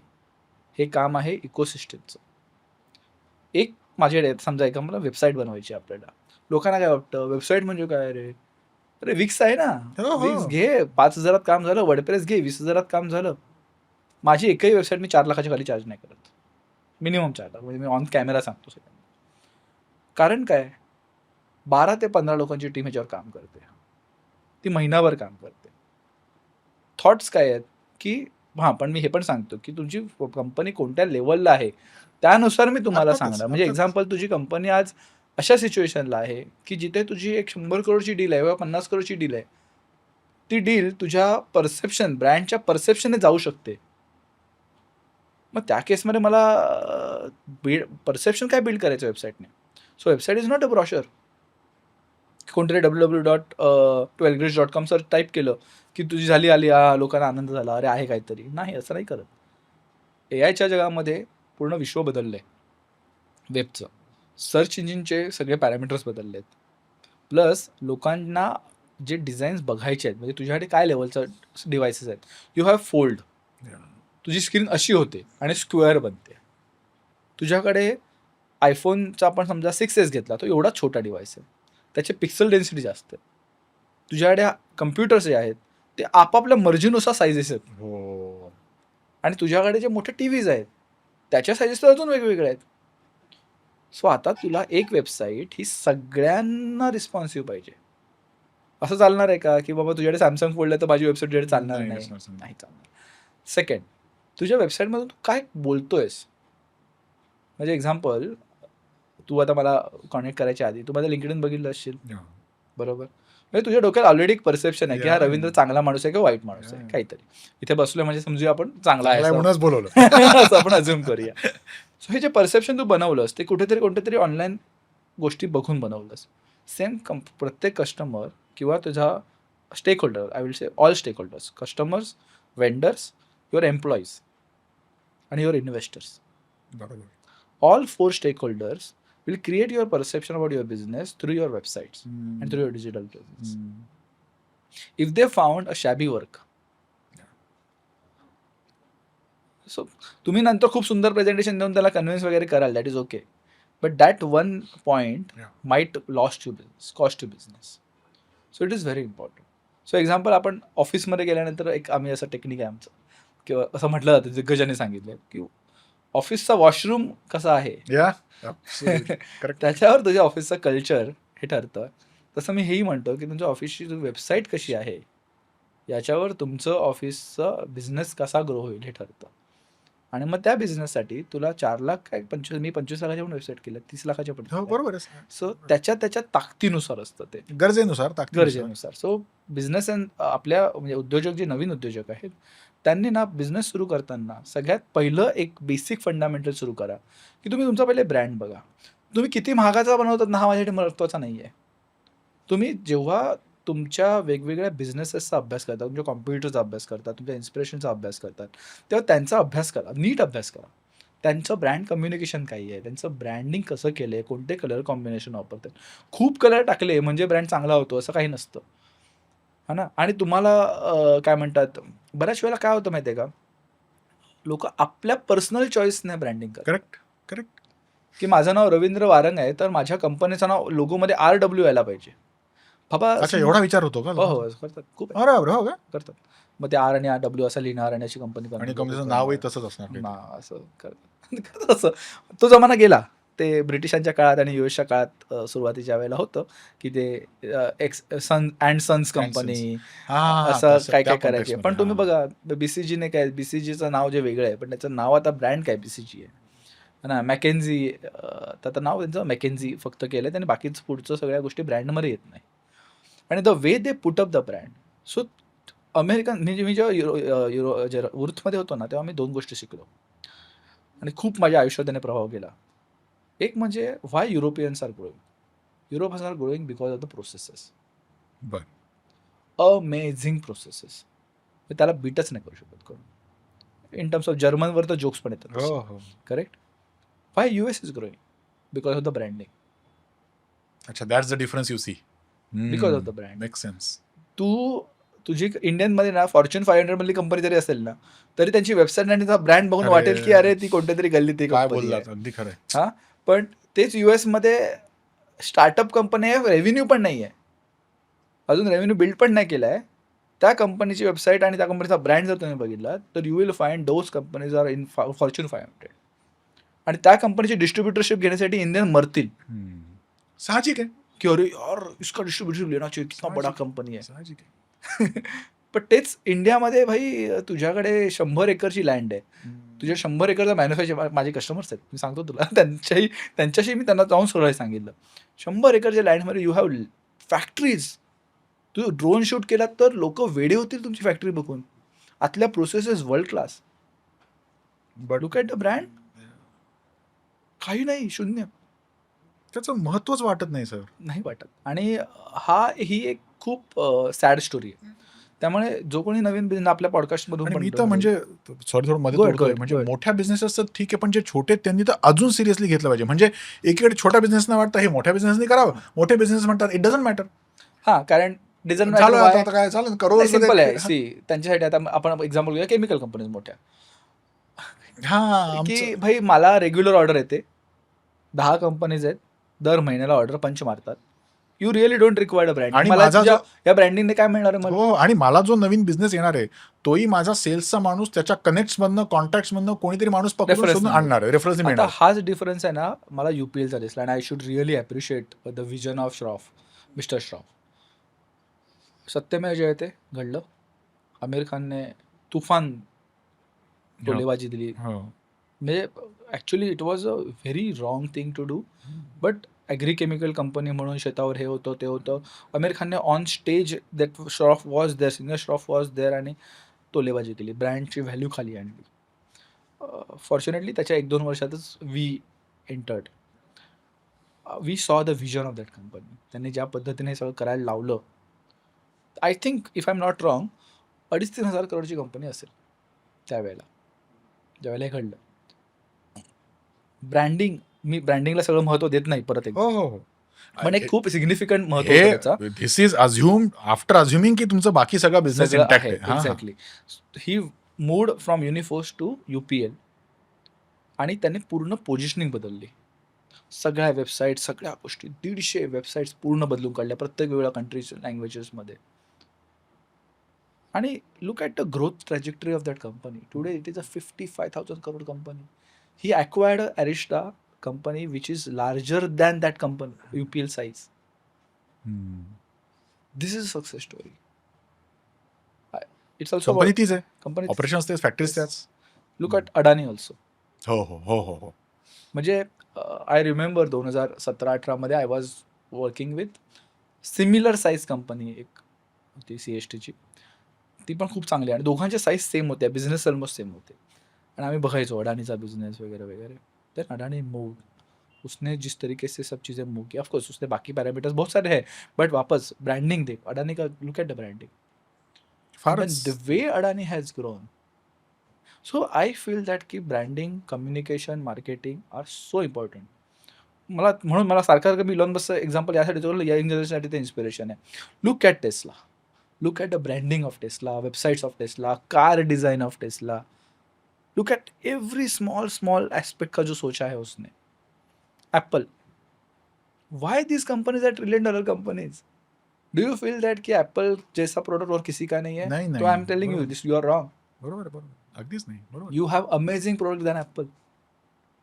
But Apple ने जो डिझाईन थिंकिंग किया है, आणि आफ्टर अ व्हाईल म्हणजे if you are talking about making your company grow, जर तुम्हाला ॲपल सारखं वर्ल्ड क्लास काही घडवायचं असेल, इवन इफ यू अज्युम की Apple is like class apart in terms of product, to develop that kind of a product you need to attract that kind of talent.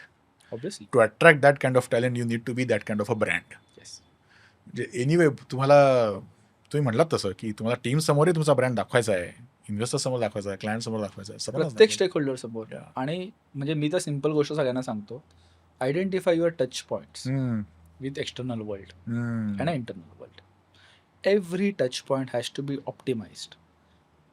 म्हणून मी 12 ग्रेड्सचं जे हे ठेवलंय, काय म्हणतात, पोझिशनिंग लाईन ठेवली आहे, ती एकच ठेवली आहे, customer experience technology company. Hmm. So we are responsible for optimising that each and every touch point hmm. where your customer is going to engage with you हम्म. and optimize it and go for it. Go for that classy design. Go for जे तुझ्या ब्रँडला शोभेल, हा obviously. हा ना. हा हा. So त्या पद्धतीने जर तुम्ही केलात तर it's not immediate results, but it's the long term results. Hmm. And if you are here in business for long term game, then it's inevitable. You have to start with first thing. तुम्ही बाकी काही करायच्या आधी तुमचं right domain name, तुमचा right brand name आणि तुमचं right ब्रँडचं positioning हे आवश्यक आहे. तुम्ही जेवढा पैसे बाकी ठिकाणी खर्च कराल ना, ऑफिस बनवण्यासाठी, चांगल्या चेअर्स, अर्गोनॉमिकल चेअर्स आणि ए सी, अजून कसले कसले काय काय काय काय हे कराल ना, त्याच्यातला ना एक सिग्निफिकंट पार्ट तुम्ही तुमच्या ब्रँड बिल्ड करण्यासाठी, तुमचं कम्युनिकेशन स्ट्रॉंग करण्यासाठी वापरा. नॉट नेसेसरी दॅट की यू रिक्वायर्ड एजन्सी. आणि मला असं वाटतं it's not at all about money, it's about approach.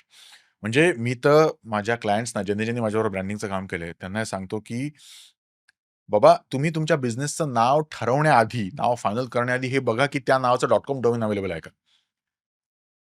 जर ते .com डोमेन अवेलेबल नसेल तर नाव बदला, पण .com डोमेन अवेलेबल आहे का बघा. समजा .com पण नसेल, पण तुझ्या स्ट्रॅटेजिकली तुझ्याकडे एक डोमेन खूप महत्वाचं. माझं वैयक्तिक मत असं आहे की .com मॅटर्स अ लॉट.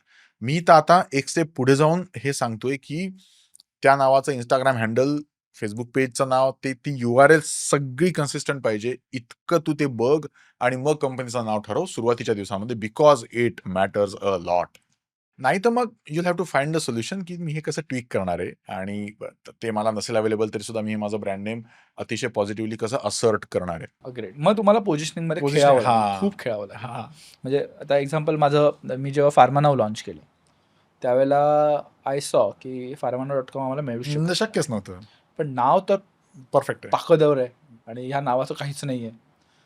आणि जी कोणी कॉम्पिटिटर आहे जो फार्मानाव वापरतोय तो वेगळ्याच जगातला आहे, त्याचा काही संबंध पण नाही, तो फुकटचा घेऊन ठेवला त्याने. पण ते विकत ते हो ते सोडून दिलं. मी मग म्हटलं की अरे आपण मीडिया आहोत, आपण काय असणार, लाईव्ह असणार, हा एक्झॅक्टली farmanaw.live. परफेक्ट. आणि मग सगळं कम्युनिकेशन हे त्याच पद्धतीने ठेवायचं. करेक्ट. So that helps. त्यामुळे माझ्या फार्मानावच्या पी मध्ये एक डॉट पण आहे, which indicates kind of liveliness. Correct. Correct. Correct. So हे ब्रँडिंगचा हा विचार Yeah. करायला पाहिजे आणि खूप चांगल्या पद्धतीने करायला पाहिजे. आणि उद्योजकांनी तर, यंग जनरेशनने तर हे सोडायलाच नाही पाहिजे. हां, त्याच्यानंतर तुमचा सबस्टन्स जो आहे प्रोडक्टमधला तो खूप Absolutely. महत्त्वाचा आहे. Absolutely. म्हणजे मी असं म्हणत नाही तुम्ही ब्रँड खूप सुंदर करा आणि नंतर सबस्टन्स सोडून द्या. सबस्टन्स महत्त्वाचाच आहे, पण हा लेअर खूप महत्त्वाचा. नाही ते तर गृहीतच आहे. तुम्ही धंदा करताय म्हणजे तुम्ही प्रोडक्ट चांगलं देताय हे गृहीतच आहे. त्याच्यावर आपण we are talking about next things. शेवटचा प्रश्न विचारतो सर. आपण ज्या लाईनवरनं सुरुवात केली ना, की नाही मी सांगतो ना. आपण जे सुरुवात केली ना, की यशस्वी होणं, मोठं होणं, बिझनेस मोठा करणं. मला काय वाटतं ना, की सर्वांसमोर इतक्या अडचणी आहेत, इतकी दुःख आहेत आणि इतक्या वेगवेगळ्या बॅकग्राऊंड्सवरनं आपण येतो. तुम्ही सुद्धा एका म्हणजे लोअर मिडल क्लास बॅकग्राऊंडमधनं आलात. त्यामुळे तुम्हाला माहिती आहे, की या अडचणी कशा असतात आणि त्या आपल्या मानसिकतेवर कसा प्रभाव टाकतात. तर ॲस्पिरेशन असणं हेच कधी-कधी खूप कठीण होऊन बसतं. म्हणजे मला काय वाटतं, की ओमकार दाभडकर, वारंग सर, टाटा हे सगळे प्रॉब्लेम्स काही फार वेगवेगळे असतात असं नाहीये. सगळ्यांच्या त्यांची व्याप्ती कदाचित मोठी असेल, पण आपापल्या लेव्हलला ते सगळे प्रॉब्लेम तेवढेच मोठे वाटतात. म्हणजे कुठे पार्टनर बरोबर प्रॉब्लेम्स आहेत, कुठे एम्प्लॉईज धड नाहीयेत, कुठे नवऱ्याचं बायकोबरोबर, बायकोचं नवऱ्याबरोबर भांडण आहे, कुठे कर्ज आहे, कुठे पिढीजात कर्ज आहे. असं असं खूप काही आहे. अशा ठिकाणी जो कोणी अडकलाय, की आय एम होपलेस. मी होऊ शकतो असं, मला जमू शकतं, मला हे असं जमणार आहे. तर अशा स्टेजला अडकलेला ज्यांनी आत्तापर्यंत हा शेवटपर्यंत पूर्ण पॉडकास्ट बघितलाय. तर त्यांनी कसा मार्ग काढावा? Keep going, because that is the only way. Life is like a river. तू जर त्याला थांबवला फ्लो त्याचा, तर ते सांडपाणी बनायला वेळ नाही लागणार. You need to keep flowing. You need to flow with the river. Sometimes you need to flow against the river also, but you need to keep flowing. So I think my always funda is keep going, whatever is the situation. So sometimes Kabhi challenge क्या होता है कि हम लोग ना बहुत ऊपर के milestones पे ध्यान लगा के बैठते हैं. आई फील माइलस्टोन्स है ना वो स्टेप बाय स्टेप होने चाहिए. मतलब मैं अभी आज पॉइंट पे मैं ऐसा सोचूं कि मुझे इलॉन मस्क बनना है, ठीक है, विजन है, पर मैं इलॉन मस्क जो करूंगा वैसे ही अभी करूंगते बैठूंगा, तो which may not be suitable for my business at this moment. आणि ते शक्य नाहीये ना है या ना. स्टेजला. So what I will do कि चल इलॉन मस्क नहीं तो maybe somebody like a persistence, उस कंपनी के माइलस्टोन्स को मैं सेट कर कि मैं मुझे पहले उनके लेवल तक जाना है, या उसके नीचे भी और कोई कंपनी हो आपला सकती है, गॅप और काय कोई तो आपला गॅप जो असेल त्यानुसार. सो आपलं. आणि दुसरं, परत मी जो सुरुवातीला सांगितलं होतं, योग्य माणसाची संगत सोबत ठेवा. असा माणूस जर तुम्ही आजूबाजूला ठेवलात की जो तुम्हाला सारखा पुल करतोय खाली जायला, की अरे नहीं होगा रे तेरे से, नहीं होगा रे तेरे से, ऐसा अगर बंदा तुमने आजू में रखा, तो वो हमेशा ऐसे ही होगा कि नहीं होगा तेरे से. पहले तुम लोग रेजिस्टेंस दिखाओगे, पर कुछ दिनों के बाद जब सिचुएशन डिफिकल्ट होगी ना, तब तुम फिर वो बोलेगा मैंने तो बोला था तेरे को नहीं होगा तेरे से. आणि मग आपण वी ऑल्सो मग स्टार्ट आपणही क्वेश्चनिंग तसं करायला आवरसेल्व्हज. लागतो. त्यामुळे इट्स व्हेरी इम्पॉर्टंट की आपण एकतर चालत राहायला पाहिजे किंवा धावत राहायला पाहिजे, आणि तशा पद्धतीची माणसं, त्याच माइंडसेटची माणसं आपण अट्रॅक्ट करून त्यांच्यासोबत राहायला पाहिजे. ह्या 2 गोष्टी घडल्यात ना, तर बाकी सगळे प्रॉब्लेम शिल्लक वाटतात. मग ते प्रॉब्लेम आणण्याची, हँडल करायची ताकद आपल्याला कशीही मिळते. Just keep going and keep getting the right person along with you. त्यांची मेंटरशिप घेत राहा. You will find the solution to each and every problem. Amazing. What an amazing way to close. Thank you so much Ravindra sir. Thank you so much. काय ना आपण उद्योजकतेचा प्रवास वगैरे असं खूप हे लार्जर दॅन लाईफ चित्र बघतो मूव्हीजमधनं वगैरे. पण तो प्रवास एक्झॅक्टली कसा होत असतो, त्यात कोणकोणत्या प्रकारच्या अडचणी येऊ शकतात, त्या अडचणींना कसं बघायला पाहिजे, त्या अडचणींकडे कसं बघायला पाहिजे, त्या अडचणींना सामोरं कसं जायला पाहिजे, त्यांना हँडल कसं करायला पाहिजे. बरेच वेळा त्या अडचणी येऊच नाहीत यासाठी सिस्टम्स कशा लावायला पाहिजेत. हे सगळं आपण आज लाईव्ह याचा मास्टर क्लास आज घेतलाय. आणि मगाशी म्हणालो तसं, की तुम्ही हा शेवटपर्यंत बघितलाय त्याचा अर्थ तुम्हाला या पॉडकास्टची व्हॅल्यू कळाली आहे. यातले प्रिन्सिपल्स, या बेसिक फिलॉसॉफीज या किती महत्त्वाच्या ते तुमच्या लक्षात आलंय. त्यामुळे हे सगळं इम्प्लिमेंट करा. बिझनेस आपल्याला मोठे करायचे आहेत. आपल्याकडे असं खूप काही आहे जे आपल्याला जगाला देता येणार आहे. मग ते प्रॉडक्ट असेल, सर्व्हिस असेल, whatever value that we can provide to the world ती आपण द्यायला पाहिजे आणि त्यातून श्रीमंत मोठे उद्योजक व्हायला पाहिजे. तर तुम्हा सर्वांना या उद्योजकतेच्या प्रवासासाठी खूप खूप शुभेच्छा. थांबूया आजच्या या पॉडकास्टमध्ये. भेटूया पुढच्या पॉडकास्टमध्ये. नमस्कार. वंदे मातरम. जय श्रीराम.